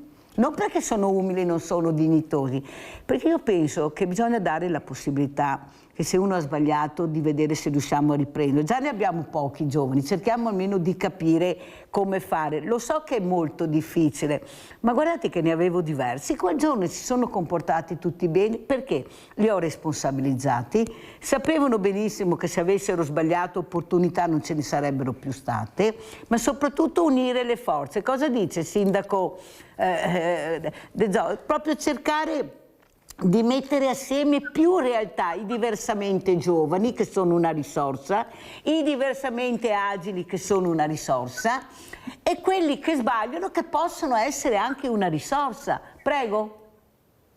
Condivido, e questa è un po' la valutazione che abbiamo fatto anche noi più in generale sul tema del terzo settore, del volontariato, di tutto quel grande mondo che in Veneto è ricchissimo, numerosissimo, di persone che si mettono a disposizione degli altri, proprio perché purtroppo lo vediamo, il numero di persone appunto che comunque hanno tempo da dedicare, voglia, anche a causa della burocrazia, delle responsabilità che stanno diventando sempre maggiori, sta pian piano purtroppo diminuendo. Questa è purtroppo un'involuzione, quindi c'è bisogno di fare rete per mettere assieme le esperienze, mettere assieme le risorse che sono sempre troppo poche, che appunto questo può produrre un risultato. Noi ad esempio abbiamo a Jesolo avviato un'iniziativa molto interessante che è seguita dall'assessorato alle politiche sociali e terzo settore, che è il tavolo di comunità. Sostanzialmente abbiamo ritenuto che tutte le realtà appunto del terzo settore, siano esse le associazioni puramente sociali, quelle sportive, quelle culturali, devono avere un luogo in cui ci si possa confrontare, si possa fare rete. Proprio fare rete è la nostra chiave principale. All'interno di questo tavolo ci sono anche le scuole, ci sono tutte le parrocchie, le agenzie di educazione, quindi il messaggio che vogliamo dare è proprio quello, di provare a far rete, perché mettendo assieme le esperienze, mettendo assieme anche le debolezze, si può uscirne più forti, e questo credo sia un bel messaggio, e anche appunto, come ha testimoniato lei Mirella, anche la possibilità di far stare assieme i diversamente agili, come vengono chiamati, soprattutto i giovani, può essere una possibilità di trasmettere dei messaggi con l'esperienza, con l'esempio, perché alla fine i ragazzi vediamo, li cogliamo non facendo le prediche, non facendo dei sermoni o delle cose che non riescono a prendere il cuore e l'anima, ma facendogli vedere con l'esempio pratico, facendogli vivere esperienze, come si può essere al servizio degli altri, e quindi essendo al servizio degli altri fare anche bene a se stessi, perché alla fine quando dalle proprie azioni riesci a fare del bene, arricchisci te stesso, arricchisci la tua persona, e quindi penso sia assolutamente una cosa condivisibile questa, Mirella. Grazie Sindaco. Allora andiamo a vedere questi alberghi, questa stagione che era partita molto bene, vero dottor Minotto? Andiamo a vedere il carnevale intanto e poi invece è successo qualcosa, purtroppo. Al via il Carnevale di Venezia 2026 con il pienone negli hotel del centro storico. La manifestazione si conferma così fortemente attrattiva per i turisti stranieri ma anche per i nostri connazionali. I dati sono molto interessanti e parte così con il botto e il piede giusto il nuovo mandato dell'Associazione Veneziana Albergatori guidato dal nuovo presidente Antonio Vianello, che ha già dimostrato grandi qualità e compattezza all'insegna della collegialità, e il direttore Daniele Minotto che spiega. Con il Carnevale stiamo vedendo già nel primo weekend, che di solito non è con una grandissima affluenza, un numero importante di presenze, dove chi organizza feste in maschera raggiunge già il tutto esaurito. In molti casi arriviamo verso l'80% in questo momento. Poi all'ultimo momento siamo abituati che arrivano delle prenotazioni, quindi sicuramente supereremo l'80%.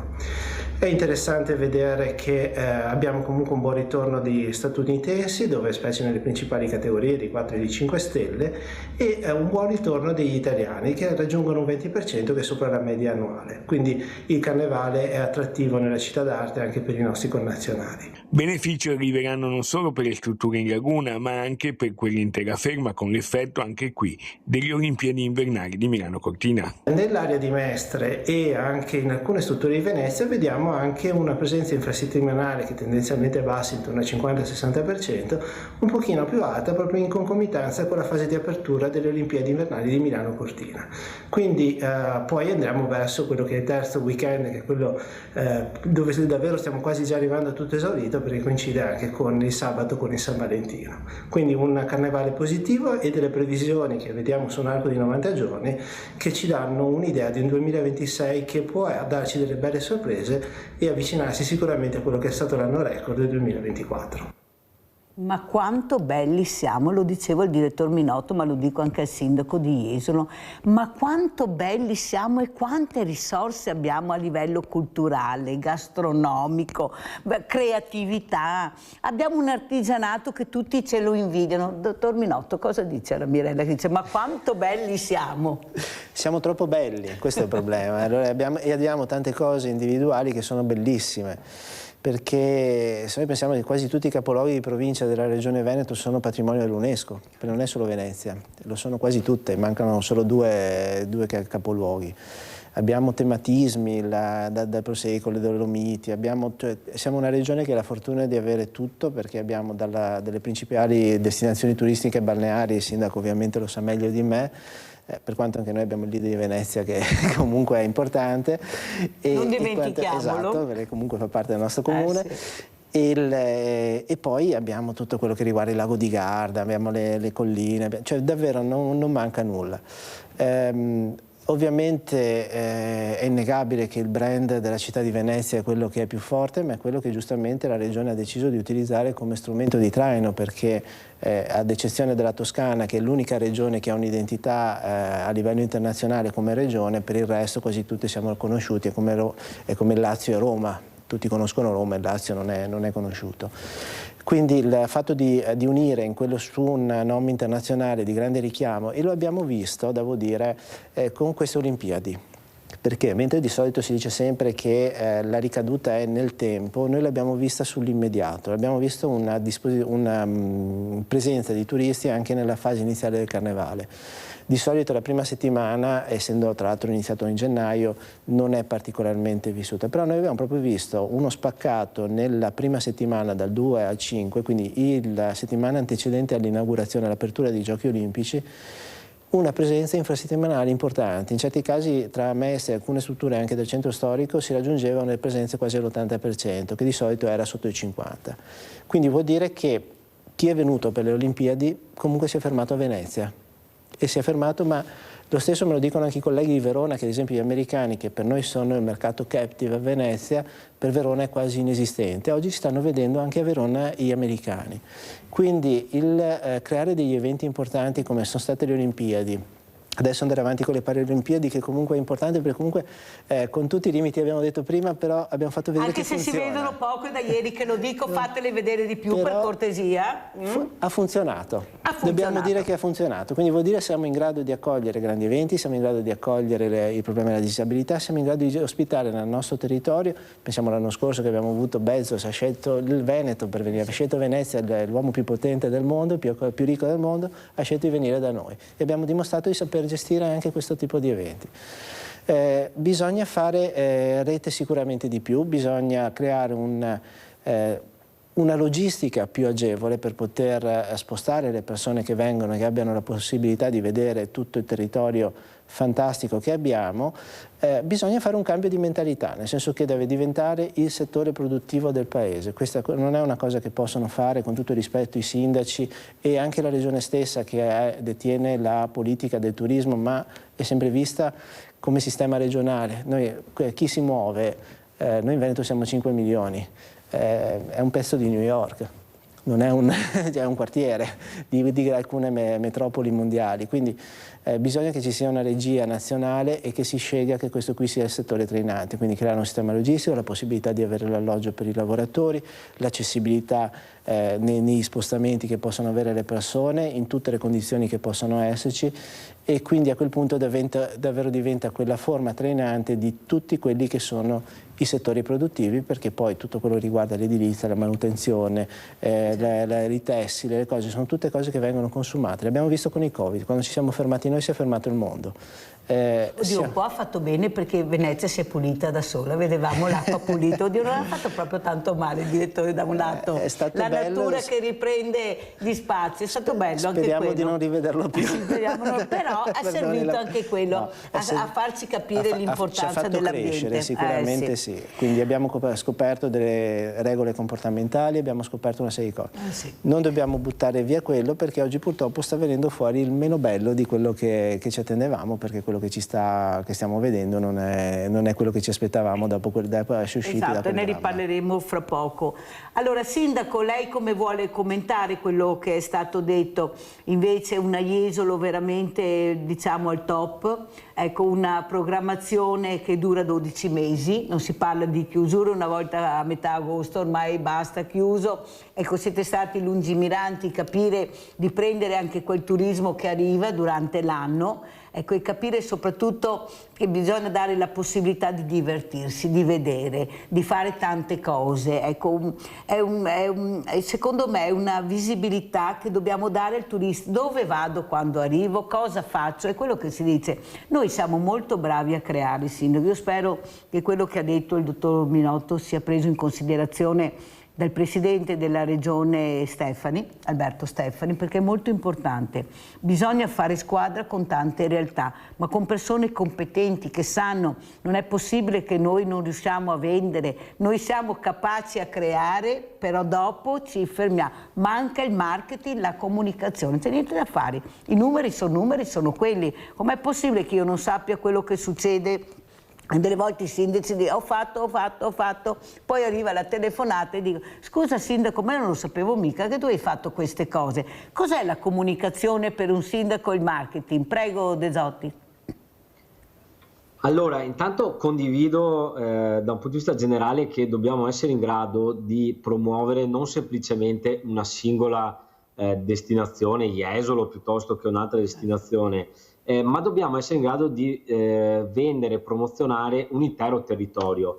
Il risultato che secondo me più ci viene dalle Olimpiadi e le Paralimpiadi è che ci siamo resi conto finalmente di una cosa che appare banale, ma probabilmente non lo sapevamo o non eravamo consapevoli, ovvero che quelle che per noi sono distanze importanti, forse anche proibitive nell'ordine delle centinaia di chilometri, per il turismo globale sono distanze insignificanti. Abbiamo organizzato delle Olimpiadi in due città che non sono esattamente dietro l'angolo, come Cortina e Milano, e nessuno ha avuto da contestare questa cosa. Quindi questo ci insegna che dobbiamo essere in grado di vendere un prodotto che fortunatamente in Veneto è integrale, perché abbiamo il mare, abbiamo la montagna, abbiamo le città d'arte, ovviamente Venezia fa partita a sé, ma è proprio un volano per tutta la regione, abbiamo il lago, abbiamo il turismo rurale, quindi abbiamo tantissime peculiarità e dobbiamo essere in grado di venderle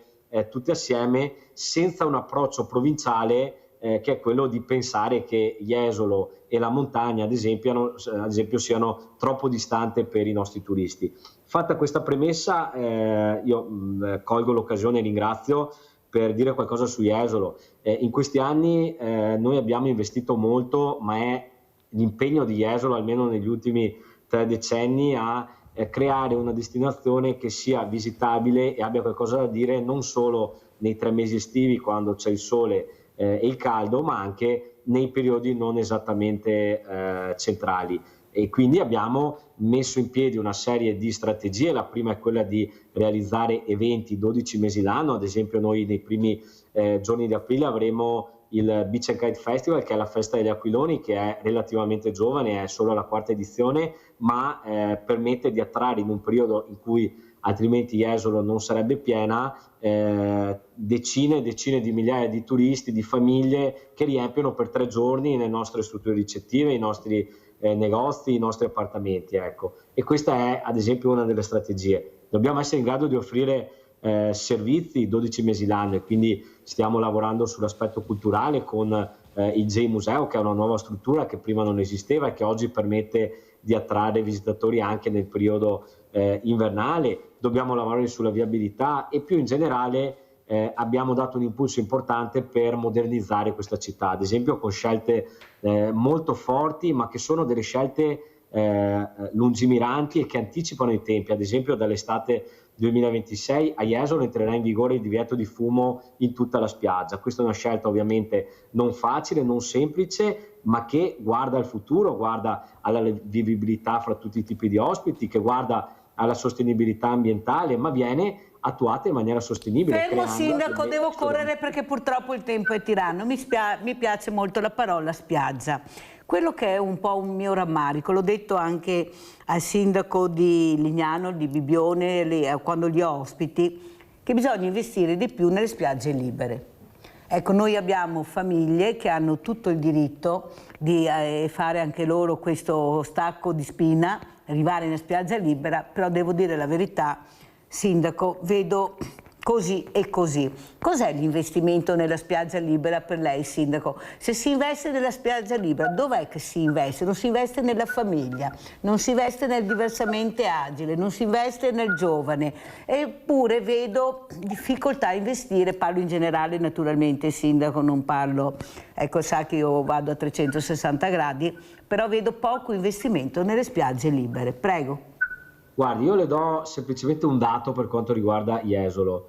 La norma regionale del Veneto impone che il 20% della spiaggia sia libero da concessione. A Jesolo in questo momento, anche in virtù del piano arenile che abbiamo revisionato, è garantito il 25% del fronte della spiaggia, quindi il 25% dei 15 km arenile è libero. Quindi Jesolo in questo momento sta facendo di più di quello che è il minimo obbligatorio per la norma, però penso sia anche giusto provare anche a dire con chiarezza una cosa: la spiaggia libera è sacrosanta, è giusto che ci sia la possibilità per qualsiasi tipo di utente di poter utilizzare una spiaggia senza che questa sia occupata da ombrelloni da parte di uno stabilimento, e nessuno lo mette in discussione. Però la spiaggia libera significa una spiaggia priva di servizi. Se vogliamo pensare a dei servizi, questi hanno dei costi, perché ad esempio il salvataggio nei tratti di spiaggia libera hanno dei costi. Una torretta di salvataggio ha un costo di 60-70 mila euro all'anno. Anche banalmente la pulizia di questi tratti di spiaggia, e devo dire che purtroppo non tutti gli utenti delle spiagge libere sono sempre educati, perché basta andare in spiaggia il lunedì mattina, la domenica mattina, per vedere cosa viene alle volte lasciato, non da tutti, non voglio essere generalista, però da una parte degli utenti, e quindi queste spiagge vanno pulite, queste spiagge vanno illuminate, vanno dati dei servizi che hanno dei costi, e quindi il vero tema è capire chi sostiene questi costi. Noi in questo momento abbiamo fatto anche un passo avanti, quindi abbiamo detto: una parte di questi costi li sostiene il comune, l'altra parte sono sostenuti da tutti i concessionari della spiaggia. Questo però deve far capire a chi utilizza la spiaggia libera che non è tutto scontato, che ci sono dei servizi che è giusto garantire, ma che hanno un costo, e quindi bisogna stare all'interno di un sistema che sia sostenibile, perché altrimenti il rischio è quello che se il sistema non è sostenibile non sia possibile garantire determinati servizi che rendono fruibili anche quelle spiagge che oggi sono libere. Vede Sindaco, è vero quello che lei dice, però è anche vero che forse bisogna fare più squadra anche col mondo del volontariato. Noi abbiamo un mondo del volontariato e voi lo conoscete anche molto bene, basta vedere anche durante la pandemia che ha tenuto in piedi il paese, è stato il mondo del volontariato. Era lui che usciva, che cercava di arrivare dove nessuno arrivava, nelle case delle persone. Il problema è che dobbiamo fare squadra tutti assieme, capire chi sei e cosa fai. Forse se io so chi sei e cosa fai, posso anche chiedere di venire ad aiutarmi in momenti che ho bisogno. Ad esempio la sicurezza si può fare anche con la protezione civile, perché no? Ma perché la protezione civile non può fare protezione civile? La incontriamo solo in determinate situazioni. Adesso stanno cercando anche loro di capire che forse è giusto anche cambiare oppure sfruttare anche questa possibilità di volontariato che abbiamo in varie circostanze. Io sono dell'idea che abbiamo tante risorse, Sindaco, il problema è che non facciamo squadra, facciamo fatica a fare squadra, a unire. Prima abbiamo sentito la Sindaca Ortolan che diceva di questa pista ciclabile che arriverà a Jesolo, questa è una cosa fondamentale. Ma è stata lei a dirlo, facciamo il velodromo, ma dopo le infrastrutture dove sono? Abbiamo bisogno di una viabilità. E avere una pista ciclabile che arriva a Jesolo anche per il turista, li vediamo in bicicletta che arrivano, in sicurezza è fondamentale. Cioè io sono convinta che abbiamo bisogno di più realtà, di sedere attorno a un tavolo con quelle realtà. Io dico sempre che i sindaci dovrebbero avere le quote rose e anche le quote verdi, perché sono sicurissima che mettendo assieme tante realtà forse tutti quanti, anche voi, avrete un aiuto maggiore. Cosa dice, direttore? Ecco, questo mondo bellissimo, specialmente anche Venezia, ieri abbiamo sentito i borseggiatori e borseggiatrici, sono diminuiti tantissime grazie a questa associazione che abbiamo avuto, che ho avuto ieri ospite, perché è fondamentale anche la sicurezza, ma la sicurezza non lo possono fare da solo le forze dell'ordine, non hanno i numeri. Ecco qua che il mondo del volontariato arriva, perché sono volontari, a fare sicurezza. Cosa ne pensa, direttore? Allora, bisogna partire dal presupposto che gestire l'amministrazione non è facile. Il sindaco, per me i sindaci fanno un lavoro straordinario, perché davvero non sono mai pagati abbastanza per tutto il tempo che vanno a dedicare in mano. E sono responsabili e colpevoli di tutto, quindi qualunque cosa succede, anche se non è una loro diretta responsabilità. Il mondo sta cambiando, bisogna prenderne atto, e c'è un'esigenza proprio per gestire anche i cambiamenti che sono sempre più veloci, perché tutto sta avvenendo con una tempistica molto più veloce rispetto a quella che eravamo abituati. Una volta si riusciva a fare una programmazione, oggi sono gli eventi o le cose che vanno più veloci rispetto a quello che noi pensiamo che possa succedere. Noi stiamo collaborando anche come associazioni di categoria, perché comunque il nostro scopo, il nostro interesse è quello che il territorio sia sempre sicuro, sia sempre vivibile, sia sempre una destinazione bella per i cittadini residenti, è un motivo per cui vengono anche i turisti. Noi collaboriamo con i tavoli della sicurezza per quanto riguarda gestiti dalla prefettura. In questo momento sono stati con il ministro Piantedosi introdotti tutta una serie di strumenti di coinvolgimento dalla sicurezza stradale, cioè coinvolgendo tutta la società, come viene definita, quella civile, che non fa parte direttamente dell'istituzione, ma sono i corpi intermedi, appunto il mondo del volontariato, proprio perché l'unico modo per poter gestire il territorio correttamente è fare rete e creare una serie di antenne continue per poter segnalare le cose che sono il punto di innesco di una potenziale rischio criminoso, di un rischio di una mancanza di servizi o di rischi sociali che possono esserci, di devianze che possono arrivare dovute a dei momenti di esclusione di alcune fasce. Quindi il lavoro che si sta facendo sono cose che non venivano fatte fino a non tantissimi anni fa. Sta cambiando? Sta cambiando perché è un'esigenza. Perché appunto come... E la sicurezza è ai primi posti, io penso, anche per il turista. È la prima richiesta che viene fatta. Noi continuiamo a lavorare anche in questo momento, che c'è un momento di di insicurezza internazionale dovuta dai conflitti, proprio perché comunque siamo ritenuti un paese sicuro, siamo destinazioni sicure come città, abbiamo un sistema sanitario che sa rispondere, perché quando un turista, molte persone vengono da noi perché sanno che possono essere curate se c'è un problema. E questa è una garanzia anche per il turista che si sposta. Certo. Per moltissimi. Abbiamo Elda, vai Elda da Marano. Mirella, ciao Mirella, io sono al telefono che ti ascolto, ho il televisore acceso. Cosa faccio? Sto qua, abbassa il televisore, ascolta Elda, abbassa il televisore e parla solo al telefono. Ok, aspetta un attimo. Lo sto abbassando. A posto, adesso parla al telefono. Allora, grazie cara, grazie. So che stai trattando un argomento molto importante, mi riguarda, io sono qua a Marano, ho a che fare con Macerata. Cosa volevo dire a te? Mi fa piacere l'argomento che state trattando, che è molto importante, perché gli anziani, tu sai quanti problemi hanno gli anziani, soli. Vai Elda. Che c'è tanto bisogno, che collegamenti avete anche voi là, perché c'è bisogno di scuotere, di aiuto. Quando hai bisogno, sai, non c'è abbastanza gente che fa volontariato, non capisco. E i problemi sono tanti, ti dicono ai figli, i figli lavorano, grazie a Dio, quando possono, vengono, Mirella. Vai. Elda? E mi trovo, Mirella, sola, capisci? Io uso i figli, quei due che ho, uno so che sta anche aiutandola adesso che è senza lavoro, comunque non ho quel problema là sulla testa, è che ho bisogno e non hai sufficiente trasporto, capisci? L'ho Devi sempre capito. trovare qualcuno. Elda, l'ho capito, ne parlo tutti i giorni, guarda Elda, perché Elda, ascolta la Mirella adesso. Allora Elda, non è il tuo problema, è il problema di tantissimi diversamente giovani che hanno voglia ancora di vivere.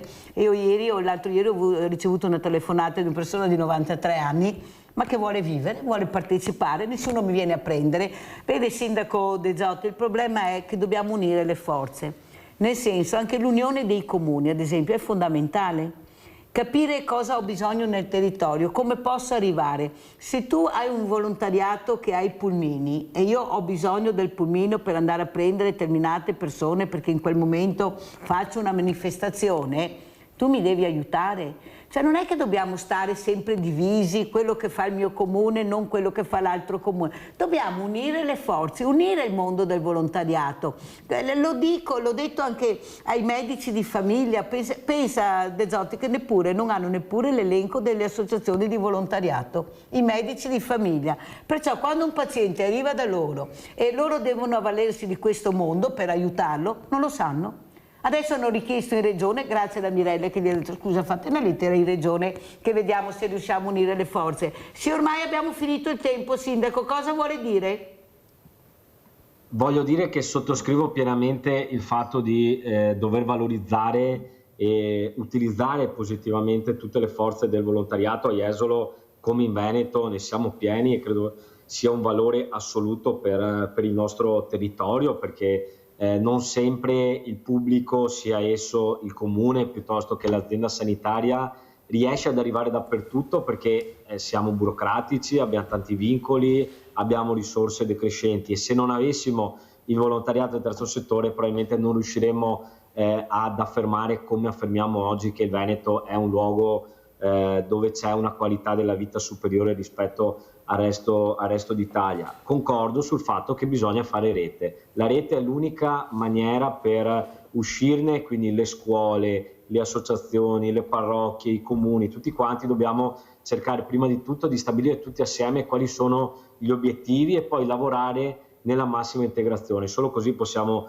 pensare di disegnare un futuro che sia migliore anche per i nostri ragazzi e per i più giovani. A Jesolo abbiamo una rete di solidarietà veramente enorme, abbiamo tantissime realtà anche legate alle associazioni combattentistiche d'Arma che si adoperano per tantissime attività anche di carattere sociale, abbiamo associazioni che si spendono tantissimo per accompagnare i malati oncologici alle visite che spesso impongono alle famiglie. No, ma Sindaco, il problema è che sappiamo cosa abbiamo, il problema è che bisogna unire, bisogna adesso agire, perché parole, progetti, persone le abbiamo. Il problema è la parola agire, e per agire bisogna metterci assieme, fare squadra, unire le forze, perché sennò, continuando a parlare, a dire quello che ho io, quello che hai tu, quello che si può fare, non andremo da nessuna parte. Bisogna agire, gliel'ho detto anche al Presidente Stefani, in Regione siamo tutti iscritti, devono fare chiarezza chi fa cosa,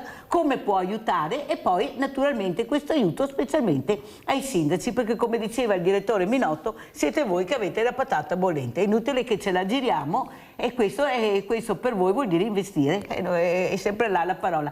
Grazie Sindaco, verrò a trovarla perché c'è questa mostra bellissima, lo dico anche al dottor Minotto, verrò anche a Jesolo se lei ci accoglierà. Si chiama Io ci sono, fatta dalle persone diversamente agili, con un fotografo bravissimo, per far capire l'importanza di esistere, di esserci, di queste persone. Hanno già aderito 12 comuni, perciò sarà una mostra fotografica itinerante, termineremo l'anno ma continueremo nel 2027 perché dovremo toccare tutte le realtà non solo venete ma d'Italia, perché il problema è comunque, e naturalmente anche gli alberghi. Vedere questa mostra negli alberghi può essere molto interessante, è bellissima, ve lo posso assicurare.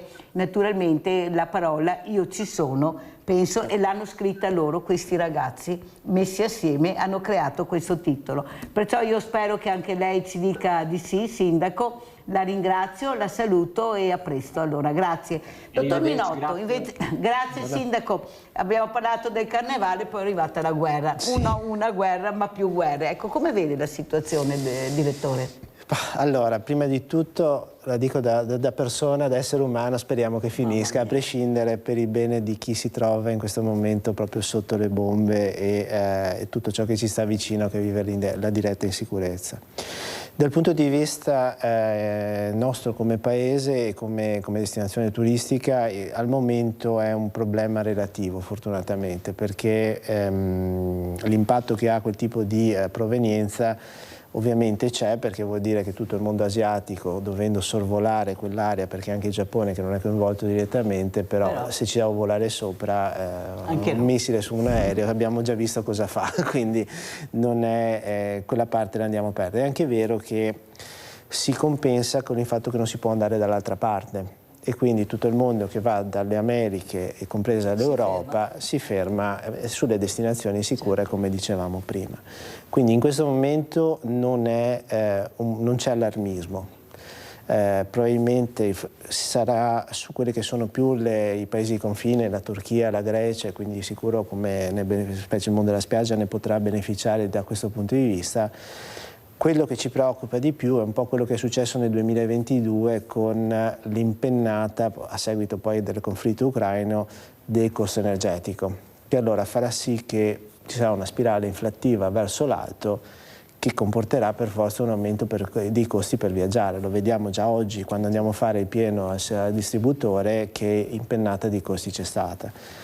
Se la questione, come si spera, si parlava di un mese, adesso si allunga un pochino di più, se si dovesse concludere in tempi relativamente brevi, si evita la cronicizzazione dei costi. Allora a quel punto si può anche ritornare indietro. Adesso stiamo vedendo le prime contromisure, forse bisogna prendere un pochino prima sulle riserve, sui stoccaggi di petrolio che tutti i paesi hanno, quindi siamo andati sulle riserve strategiche in modo che si può calmierare i prezzi. Per davvero il rischio più grosso, al di là del dramma della guerra, ripeto, che sennò sembra che minimizziamo quella che è la speculazione che noi abbiamo, è quella purtroppo. Parte lì che poi diventano, che poi è difficile tornare indietro quando un prezzo è stato portato a un certo livello.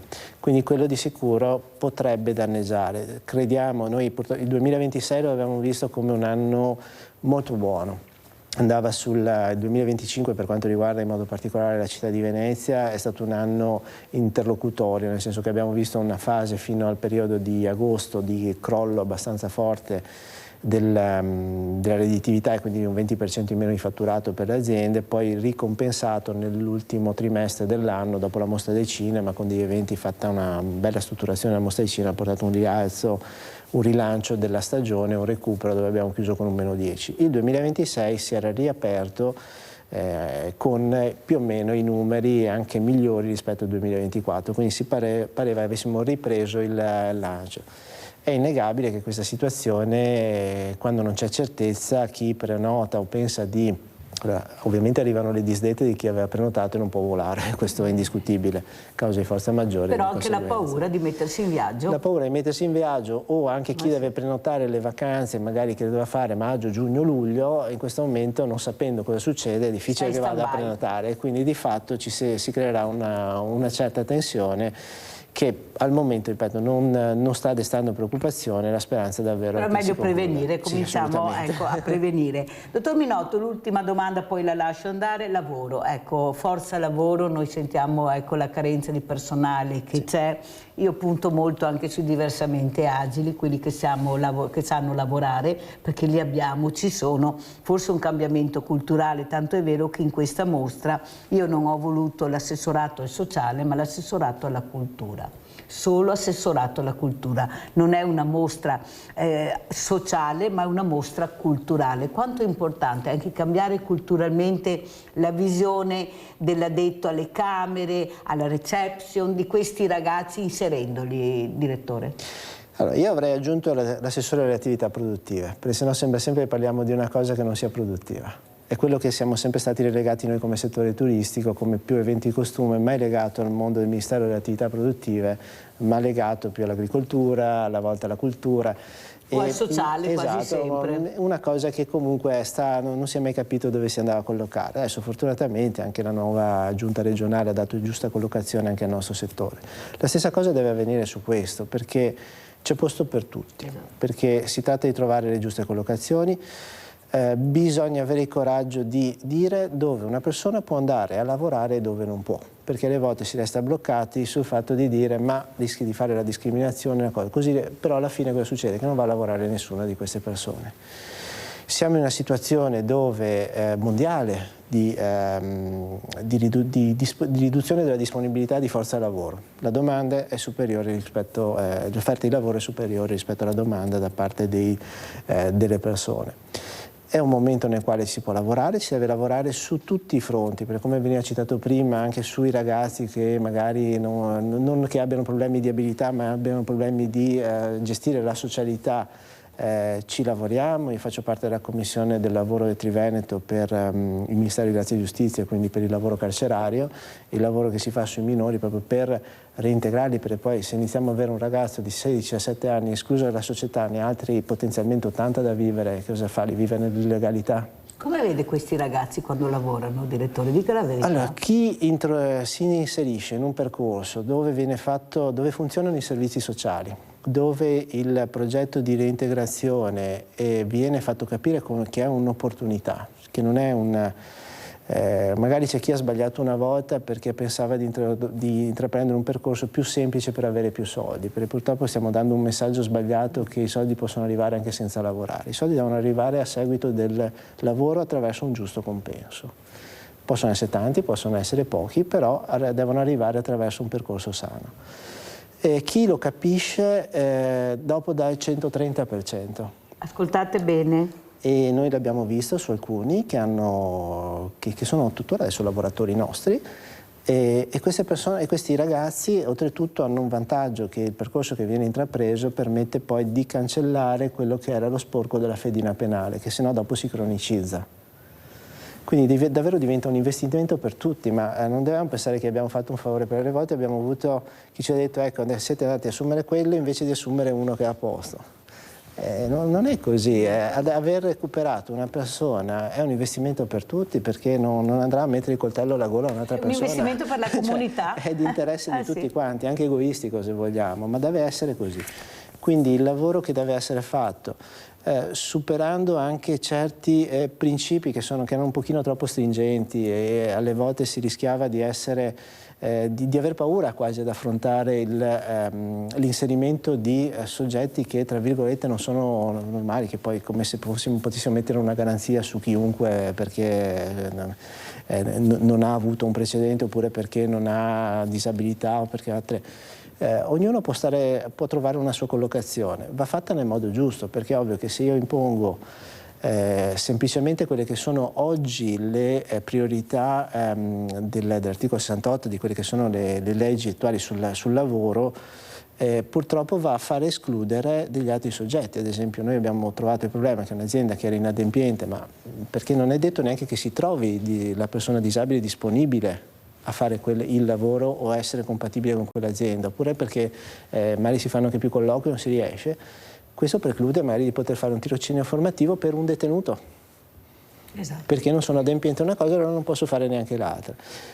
Siccome la situazione è diversa, sono cambiate le leggi rispetto al 70 quando sono state fatte queste norme, bisogna partire dal presupposto che qualunque persona, una che riusciamo a inserire di più, è un investimento per la società. E sa cosa bisogna fare? Proprio investire esatto. Sulla persona, questo lo bisogna fare.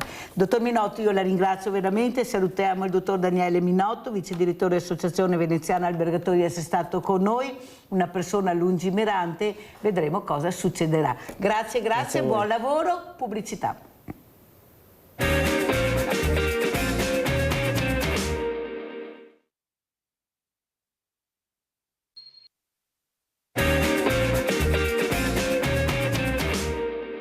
11 campi da calcio, 5,5 ettari, la superficie interessata è di 17 ettari, quindi un mega impianto agrivoltaico. È contro questo progetto dai grandi numeri che amministrazione comunale e residenti stanno scendendo letteralmente in campo, anzi tra i campi, in questo lembo di terraglio in via Carlo d'Azeglio a Marocco di Mogliano, terra di paesaggi e scorci architettonici. Le ville venete che sono la nostra ricchezza, perché Mogliano è una città d'arte grazie alle sue ville, e tra l'altro una di queste, che è qui a ridosso del futuro previsto impianto, è una villa importante perché è la villa che ospita il museo Tony Benetton. Questo è il fotoinserimento che ieri ho mandato in sovrintendenza per chiedere la revisione del parere che hanno dato. Purtroppo la sovrintendenza ha dato un parere positivo a questo impianto, perché probabilmente ha fatto una semplice analisi vincolistica senza vedere cosa c'è intorno. Revisione urgente quindi, con il comune che ripassa la palla alla sovrintendenza, quello stesso ente che per un impianto analogo in via Cavalleggeri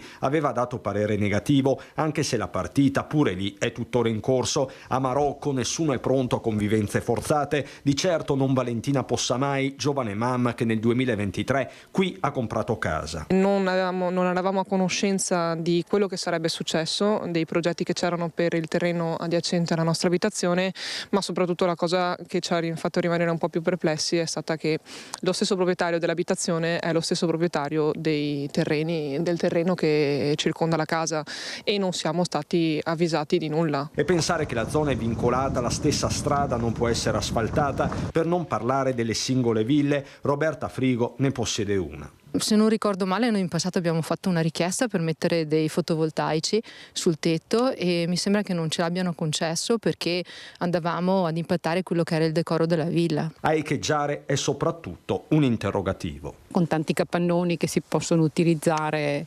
per fare questi impianti e rubare suolo alla campagna ancora. Voi siete pronti a dare battaglia? Ma certamente, anche perché insomma non sta nella logica proprio dell'utilizzo del terreno un progetto del genere. Guardate che bello, cioè è bellissimo, sono posti meravigliosi, è assurdo rovinarli questi posti. Si rischia veramente di tappezzare il nostro territorio di questi laghi di vetro, di pannelli solari. Allora, avete sentito, ecco, questi comitati, questi cittadini che si uniscono le forze per il bene del territorio. Ecco, cosa vuol dire bene del territorio? Perché veramente delle volte questa signora che diceva io avevo fatto la richiesta, ma mi hanno detto di no perché deturpavo la villa, mi hanno detto di no nei capannoni, abbiamo tanti capannoni, ma allora quando ci dicono veramente la verità, la trasparenza, che leggi ci sono, perché posso farlo nei terreni e rovinare un territorio e non posso sfruttare i capannoni che abbiamo abbandonati e vuoti?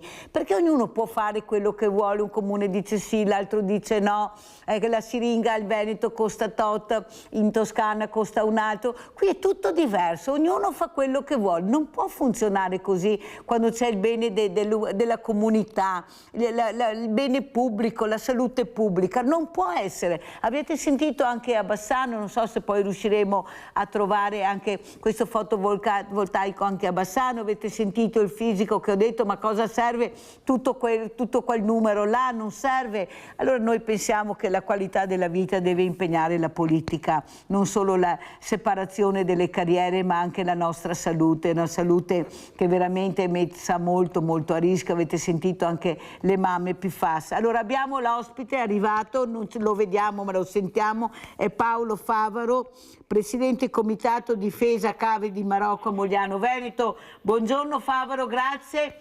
Anche se non la vediamo, la sentiamo al momento, capite come funzionano i collegamenti, meno male.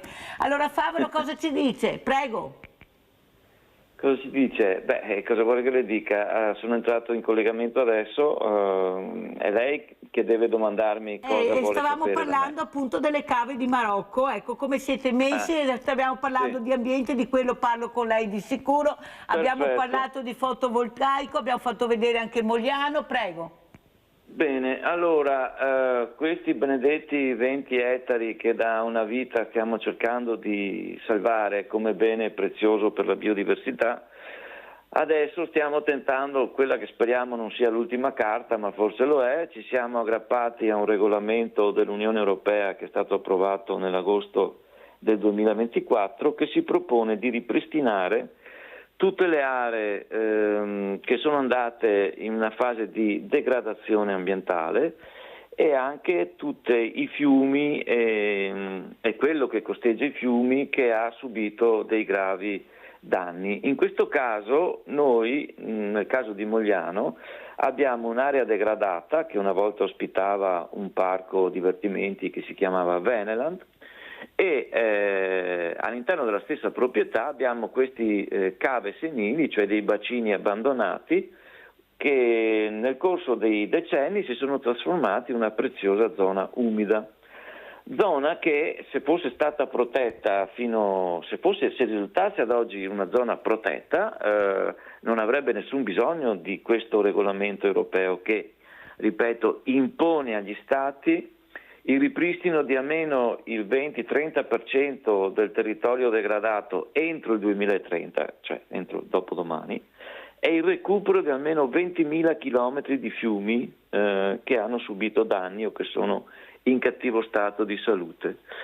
Le ultime cose che noi stiamo cercando di fare è di mobilitare il nostro comune, perché finora il comune non è riuscito a trovare un accordo con la proprietà privata di quest'area che vuole realizzare una realtà di tipo urbanistico abbastanza molto dimensionata, si parla di 60.000 metri cubi, e nell'area appunto degradata. E finora quindi, non essendoci un accordo tra comune e privato, l'area non è sottoposta a nessuna protezione. Utilizzando questo regolamento dell'Unione Europea, che purtroppo il nostro Stato si è mosso per mettere in moto tutto il procedimento con più di un anno di ritardo, abbiamo mandato la segnalazione di questa situazione agli uffici regionali competenti proprio recentissimamente e il sottoscritto, che fa parte della consulta ambiente del Comune di Mogliano Veneto, è stato invitato il giorno 17 di questo mese a presentare il problema appunto alla consulta ambiente, per cui sarà il primo intervento che faremo alle 18:30 per chi volesse vedere in streaming collegandosi al Comune di Mogliano Veneto. Presenteremo ai membri della consulta questa situazione e la nostra proposta di utilizzare questo regolamento, ripeto, emanato dall'Unione Europea e valido dall'agosto 2024, per far sì che, sperando che finalmente dopo anni e anni, agendo assieme Comune di Mogliano Veneto, Regione Veneto e Stato, si arrivi a applicare anche sul territorio italiano e nel suo piccolo anche a Mogliano Veneto questa possibilità di ripristino e di recupero di ambienti che sono andati degradandosi. Allora Favaro, intanto che lei si collegava, io avevo mandato questo servizio Mogliano Agrivoltaico dove c'era anche il sindaco che parlava, anche il comitato, pensavo l'avesse visto, per quello ero partita così, ma allora lo rifaccio vedere e sentiamo cosa mi dice. Andiamo a rivedere Mogliano Agrivoltaico.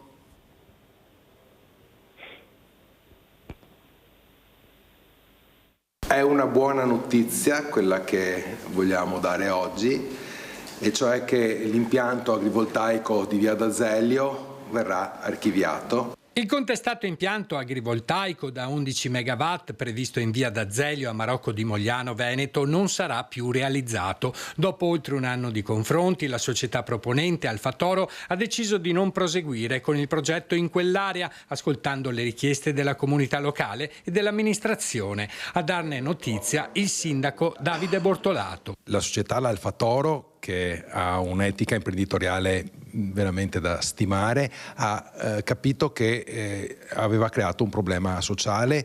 Secondo loro non si poteva andare contro la comunità come questo progetto stava andando, quindi la decisione è stata quella di non integrare la documentazione richiesta. La scelta di non presentare le integrazioni richieste dalla Regione ha di fatto chiuso il procedimento. Il progetto sarà ripensato altrove, con il coinvolgimento diretto del Comune, che insieme alla comunità dovrà individuare un'area senza compromettere il valore del paesaggio e del territorio. Un risultato accolto con grande soddisfazione dal comitato No Agrivoltaico di Via d'Azeglio e dai residenti della zona, che si erano mobilitati fin dall'inizio contro un progetto ritenuto troppo impattante per il territorio, a pochi passi da Villa Marignana e da edifici storici di pregio. La decisione ci ha stupito, ci ha lusingato, perché finalmente un'azienda multinazionale di questa portata si è dimostrata umana. La legge regionale ora andrebbe cambiata, sostiene il comitato. La legge va modificata, come vanno creati anche dei buffer dalle zone dei centri rurali abitati.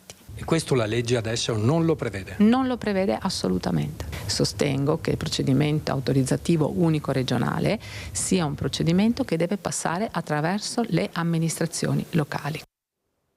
Allora, sentiamo Paolo Favaro se ha sentito quello che è stato detto nel servizio. Prego Favaro. Sì, siamo bene a conoscenza di queste situazioni che si sono venute a creare e in parte risolte. Come si è risolto questo tipo di...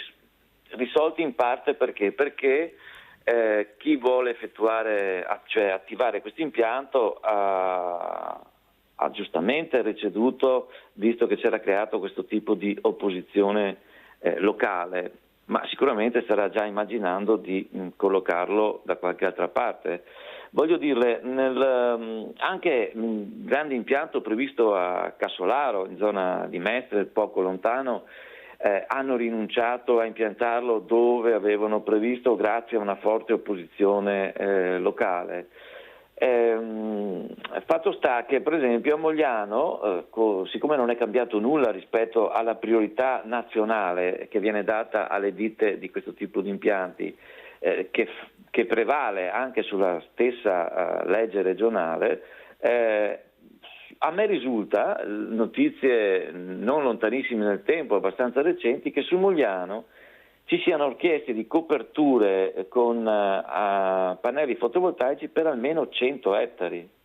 E quindi tutti gli iter autorizzativi scavalcano il comune, arrivano in regione e la regione deve fare faccia buona rispetto alla supremazia di una legge nazionale che giustamente privilegia l'impianto di energie rinnovabili sul territorio, ma non va a far recedere laddove questi impianti vengono collocati a quanto pare sempre e comunque su aree agricole coltivate e 90% è la strada più facile. Tu vai dal proprietario del terreno agricolo, gli dici guarda ti garantisco per ogni anno all'ettaro, che ne so, 30.000 euro per l'affitto del terreno, e tu hai il tuo reddito assicurato e noi ricaviamo l'energia rinnovabile. Quello che noi sosteniamo, come questi comitati che si erano validamente opposti, è che gli impianti per le rinnovabili hanno milioni di metri quadrati a disposizione, che non sono solo i tetti delle abitazioni private, sono i milioni di metri quadrati dei nostri capannoni, dei parcheggi che si possono coprire e mettere all'ombra i mezzi, le auto o qualsiasi altro mezzo, quando i parcheggi si trasformano in dei veri e propri grill, visto che d'estate le temperature sull'asfalto dei parcheggi raggiungono veramente livelli preoccupanti. Quindi ci sono aree semi abbandonate come Porto Marghera con centinaia di ettari che possono essere destinate a questo. È chiaro che l'imprenditore di questa tipologia di impianti cerca la strada più facile, e la legge attualmente presente, attiva, cioè glielo permette. E quindi c'è qui un po' il nodo da sciogliere, no? Fino a quando sarà facilissimo utilizzare il terreno agricolo per impiantare le energie rinnovabili, va bene al proprietario del terreno, va bene alla ditta, non va bene spesso alla cittadinanza, a chi privilegia un terreno perché sia ancora agricolo e magari si migliorino le pratiche agricole, piuttosto che trovarci, e parlo solo di Mogliano Veneto, con una prospettiva di un centinaio di ettari che non saranno più ettari destinati all'agricoltura per almeno 30 anni, insomma. Ecco, Senta Favaro, cosa si aspetta? Adesso c'è un cambiamento in regione, c'è un nuovo presidente, ci sono nuovi assessori, nuovi consiglieri. Ecco, voi cosa chiedete? Prego. Io spero che, pur essendoci una diretta continuità con l'esperienza politica precedente, ci sia magari una qualche maggiore attenzione all'ambiente, sfruttando, cioè dichiarando di essere aperti anche a questi regolamenti che arrivano dall'Europa, gli ultimi dopo che il cosiddetto Green Deal, che sembrava dovesse mettere l'ambiente al primo posto, è stato progressivamente affossato. Almeno questo regolamento, che si chiama legge per il ripristino della natura, che venga attuato, visto che è anche obbligatorio, e quindi che la Regione faccia pressione sul governo per far sì che queste aree, questi terreni su cui noi ci stiamo battendo da anni, pur essendo privati, vengono in qualche modo privilegiati dal punto di vista della salvaguardia del loro mantenimento. Non è nella cultura comune il concetto del valore della biodiversità. Più perdiamo biodiversità e più noi diventiamo poveri, esposti a malattie, esposti a un vero e proprio passo indietro rispetto allo star bene su questo pianeta. E questa cosa qua in genere sparisce di fronte al PIL e ai dati del prodotto interno lordo. Se l'economia si basa esclusivamente sul PIL e sull'aumento dei profitti, va bene. Allora poi smettiamo di lamentarci che le cose vanno male, che l'aria che si respira è pessima, che i fiumi sono inquinati, che i terreni da agricoli diventano pannelli fotovoltaici, eccetera, eccetera, eccetera. Allora andiamo a vedere anche l'altro servizio che prima non aveva visto il nostro Favaro, perché è importante capire anche cosa si dice. Andiamo a vedere l'altro servizio.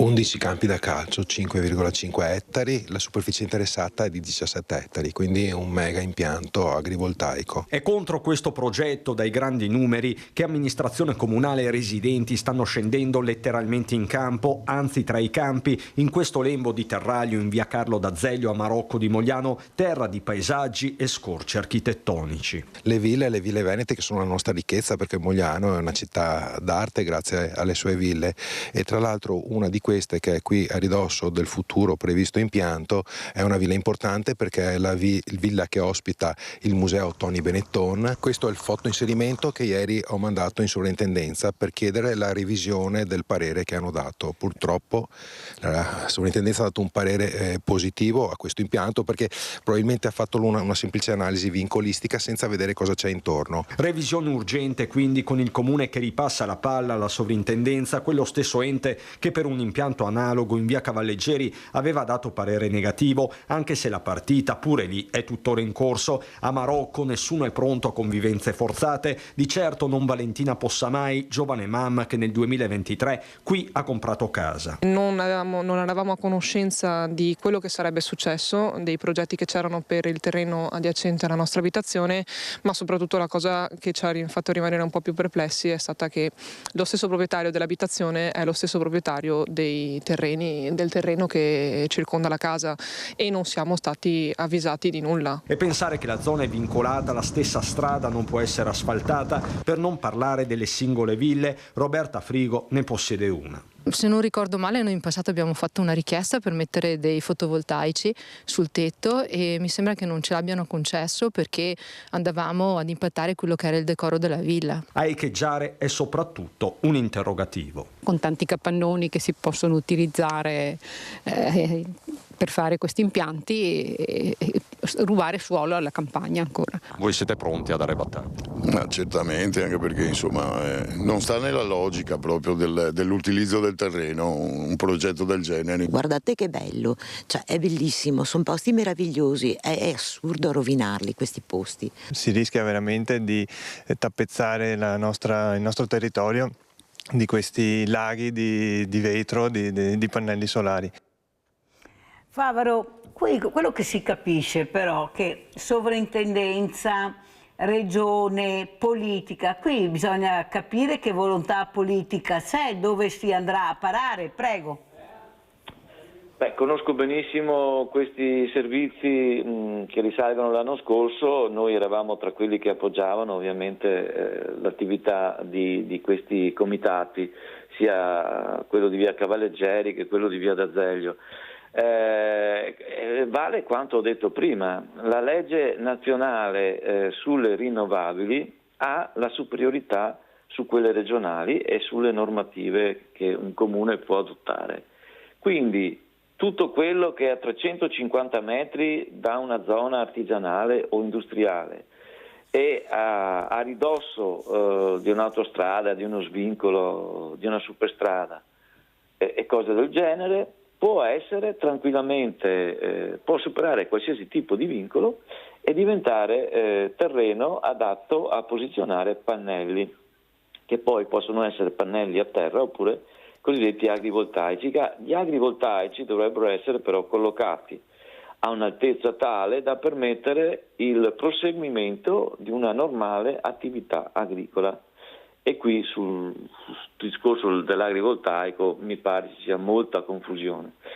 Quindi ribadisco, c'è una legge nazionale che giustamente privilegia l'avanzamento e l'estensione, il rafforzamento delle energie rinnovabili piuttosto che quelle che arrivano dal carbone, dal petrolio e dal gas. Ma sta di fatto che invece di utilizzare, ripeto, i milioni di metri quadri disponibili sulle superfici che hanno citato anche gli intervistati, si continua a privilegiare, per le ragioni che ho enunciato prima, il terreno agricolo.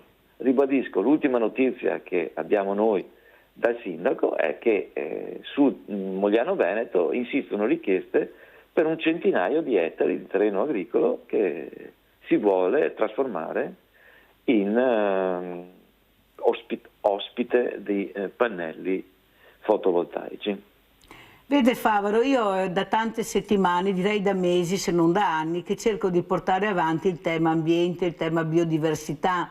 Il problema è, infatti io prima non parlavo solo di regione ma parlavo di politica, dove vorrà andare a parare la politica sul tema della salute pubblica, dell'inquinamento ambientale. Ho avuto le mamme no PFAS, ho avuto i medici per l'ambiente, tante associazioni, comitati eppure poi alla fine bisognerà vedere la volontà politica, ma non solo a livello regionale, a livello nazionale.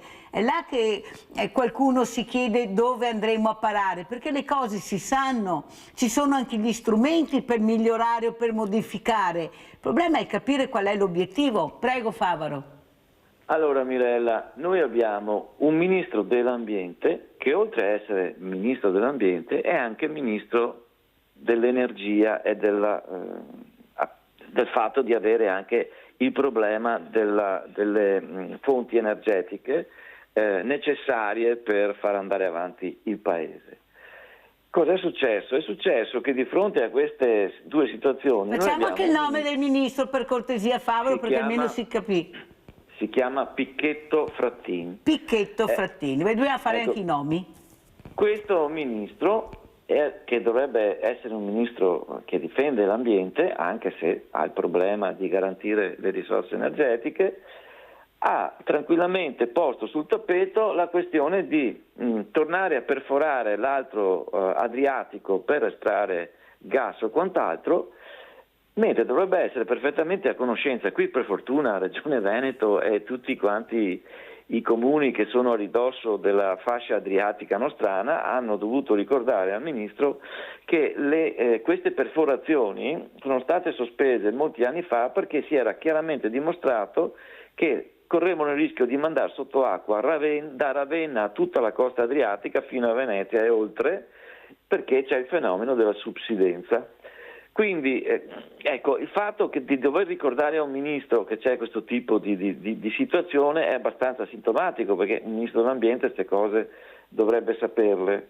Dopodiché c'è anche un dato, quel famoso regolamento europeo che per fortuna, dico io, è stato approvato ed è valido dall'agosto del 2024, i nostri rappresentanti all'Unione Europea, quando è stato il momento di votarlo, hanno votato contro. Quindi è chiaro che i nostri rappresentanti, spieghiamo bene Favaro. Come? I nostri rappresentanti. Sono i rappresentanti dei partiti che rappresentano la maggioranza nostra a livello europeo. Chiaramente questi hanno detto, con altri rappresentanti ovviamente, questo regolamento è passato solamente perché una rappresentante del governo austriaco non ha seguito le indicazioni del proprio governo e ha fatto questa frase, ha citato questa frase: io tengo al futuro dei miei figli e dei miei nipoti, non posso votare contro una norma di questo tipo anche se questo mi costa disobbedire all'indicazione del mio governo. Sono perché la natura indifesa, in Europa cominci a essere difesa sul serio. Questo voto ha fatto spostare e ha fatto approvare il regolamento perché si trattava appunto di avere una maggioranza. Ecco, mentre i rappresentanti della nostra maggioranza, poi non mi sono informato, poi qualcuno potrebbe anche aver disobbedito anche tra i nostri, non so, sta di fatto che l'indicazione era per il nostro governo non votare contro questo regolamento perché ostacola l'economia, perché l'economia non ha bisogno di lacci e lacciuoli, e tra questi lacci e lacciuoli c'è anche il famoso discorso dell'ambiente, che spesso è un problema che dà fastidio. Cos'è questo ambiente? L'ambiente, c'è qualcuno che pensa che con la tecnologia risolviamo tutto, capisce? E quindi possiamo continuare tranquillamente a inquinare i terreni, inquinare i fiumi, tagliare alberi dove bisogna tagliarli e mettere i pannelli al posto di coltivare. Basta vedere anche i bacini di laminazione a Ciano, cosa sta succedendo. Questo commissario, ecco, hanno deciso di dare la mano al commissario. Capite bene che veramente la trasparenza, come dice anche Paolo Favaro, dovrebbe essere sovrana per capire chi fa, cosa firma, cosa dice, ma purtroppo siamo gli ultimi a saperlo. Come ci saluta Favaro? Con quale messaggio vuole lasciare questa mattina a Sveglia Veneti? Un messaggio positivo, perché per fortuna i sindaci che stanno attorno alle Grave di Ciano hanno fatto unione assieme ai famosi comitati rompiscatole e stanno portando avanti una linea correttissima dal punto di vista ambientale. Avere un sindaco o più sindaci che si mettono assieme e non considerano il Comitato a difesa delle Grave di Ciano un comitato rompiscatole, ma anzi si avvalgono delle sue competenze, è un esempio positivo a cui ogni comune veneto dovrebbe fare riferimento. Grazie a Paolo Favaro, Presidente Comitato Difesa Cave di Marocco a Mogliano Veneto, questa unione di sindaci che veramente sta cercando di fare squadra per l'ambiente e per la comunità è molto importante. Grazie Favaro, buon lavoro e grazie, ci vedremo la prossima volta magari in presenza che forse è meglio e adesso andiamo a vedere l'assegno, il vostro assegno a chi è andato. Ciao grande famiglia, oggi diremo che siamo in Veneto, nel nostro meraviglioso Veneto e stiamo per incontrare una nonna. Ciao Floriana. Ciao. Ciao. Come stai? Dai, abbastanza. Permesso, siamo entrati in casa di Floriana, eccoci qua. Allora ci accomodiamo. Sì. Prego.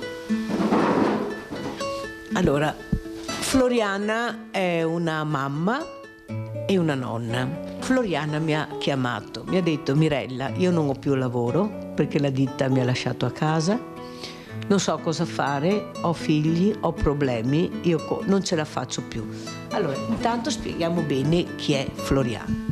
Floriana è una mamma, una nonna, è una donna che ha sempre lavorato, che ha mantenuto la sua famiglia, è sempre andata avanti, diciamo, a stenti, no, ecco. Però diciamo ti sei sempre rimboccata le mani. Sì, sempre. Però raccontiamo un po' il periodo della tua vita, perché tu sei venuta via dal sud, sì, perché avevi un marito violento, sì, visto che abbiamo parlato di femminicidi. Al sud avere un marito violento è ancora peggio secondo me di qui da noi, è sempre peggio, tu però da voi fate una fatica enorme, però tu hai avuto il coraggio di dire basta e di lasciare il tuo paese e di venire qui al nord con i tuoi figli. Sì, io ho lasciato tutto là perché là avevo il lavoro, perché lui non lavorava, non voleva lavorare. Avevo 5 figli e allora arrivato a un certo punto, perché c'era una situazione bruttissima, ecco, io ho parlato anche con la polizia, con i carabinieri, veniva sul posto di lavoro e allora ho fatto la cosa che io ho ritenuto più giusta per i miei figli, che non vivono nel terrore, perché volevo che crescessero un po' in pace. Allora mi sono fatta 2 valigie, me li sono presa, ho lasciato tutto, ho lasciato tutto là, tutto. Floriana, quando tu senti parlare di femminicidi, hai sentito i numeri di quest'anno, una cosa incredibile, tu che hai provato, cosa vuoi dire a queste donne che non si decidono di lasciare questi uomini violenti, di non fare le denunce perché i figli, perché la casa, perché il lavoro, perché i soldi, ma come si fa a stare con un uomo violento? Tu hai provato, ti picchiava tuo marito? Sì, mi picchiava, sì, anche le bambine. Allora, c'è paura. Io le capisco perché l'ho passata, c'è tanta paura, non hai tanta protezione, devo dire la verità, però devi farti coraggio ad affrontarla, perché se tu affronti una situazione e dici basta, non devi avere paura di quell'uomo, perché è un uomo. Io sono stata sia psicologicamente sia fisicamente malmenata, però ho avuto la forza perché guardavo i miei figli. Loro sono stati la mia forza, perché non si può crescere in un ambiente, una persona che proprio ti bastona dalla mattina alla sera, ti fa lavorare, ecco. Ma perché quest'uomo era violento? Quando tu l'hai conosciuto era violento? No, quando se no non lo sposavo, è normale. Io non ci credo, perché secondo me tante persone me lo dicono, ma hai fatto 5 figli, ma io lo so come li ho fatti 5 figli, non possono capire. Allora, la persona che non vive una situazione non può capirla. Io capisco se c'è un'altra donna che ha la stessa mia situazione, la capisco, ma molto bene. Invece se c'è una donna che ha un marito, una famiglia normale, che il marito proprio E un marito che è un padre non può capire perché non si rende conto. Cosa vuol dire avere vicino la famiglia in certe decisioni? Perché tu hai dovuto lasciare il paese e venire al nord per poi salvare anche sia la sottoscritta che saresti tu, ma anche i tuoi figli. Eh sì, è stato faticoso, tanto difficile, ma tanto difficile, tante porte chiuse, trovare lavoro, lavorare dalla mattina fino alla sera, andare avanti. Tanto fatico, poi il terrore, se lui sa che io sono qua, ma no, non può arrivare qua, è lontano, ecco. Però sempre vai letto col punto di domanda, e se lui arriva a trovare? E se lui arriva qua, ecco, sì, anche quel punto di domanda, però in quel momento io mi sentivo forte, ero più forte di lui, perché se veniva qua non ero più la Floriana di una volta. L'avresti affrontato? Sì, sicuramente, l'avrei affrontato sicuramente, sicuramente, prima che facesse qualcosa io l'avrei già affrontato, perché ho la forza, perché se no che facciamo? I figli, la famiglia si sgretola così. Ecco, queste donne, io so che loro hanno paura, però devono avere la forza, perché non è vita quella che si fa, non è vita di una donna, di una famiglia, dei figli, no, niente. Allora, questo è l'assegno, Floriana, della grande famiglia di Rete Veneta, eccolo qua. Grazie. Spero che tu passi un buon Natale, te lo meriti. E mi è venuta tante volte in mente Floriana, con i suoi lividi, con le sue cicatrici profonde nell'anima, che sono ancora peggio dei lividi, di questo ricordo che non la lascerà mai, che se lo ricorderà sempre, però ha tirato su questi 5 figli ed è una mamma e una nonna meravigliosa. Io ti dico grazie a nome di tutta la grande famiglia, perché te lo meriti tutto, e passa un buon Natale, Floriana. Ringrazio voi, te e tutta l'organizzazione, Rete Veneta, tutti, vi ringrazio tantissimo, specialmente a te che sei una donna fantastica proprio. E che buon Natale vuoi dare alla grande famiglia? Di pace e di salute, le uniche 2 parole che mi vengono proprio in mente, nient'altro, non serve nient'altro, solo quello. E con queste parole noi vi diciamo grazie, buon Natale da Floriana, da Mirella e da Rete Veneta, e grazie ancora, grazie.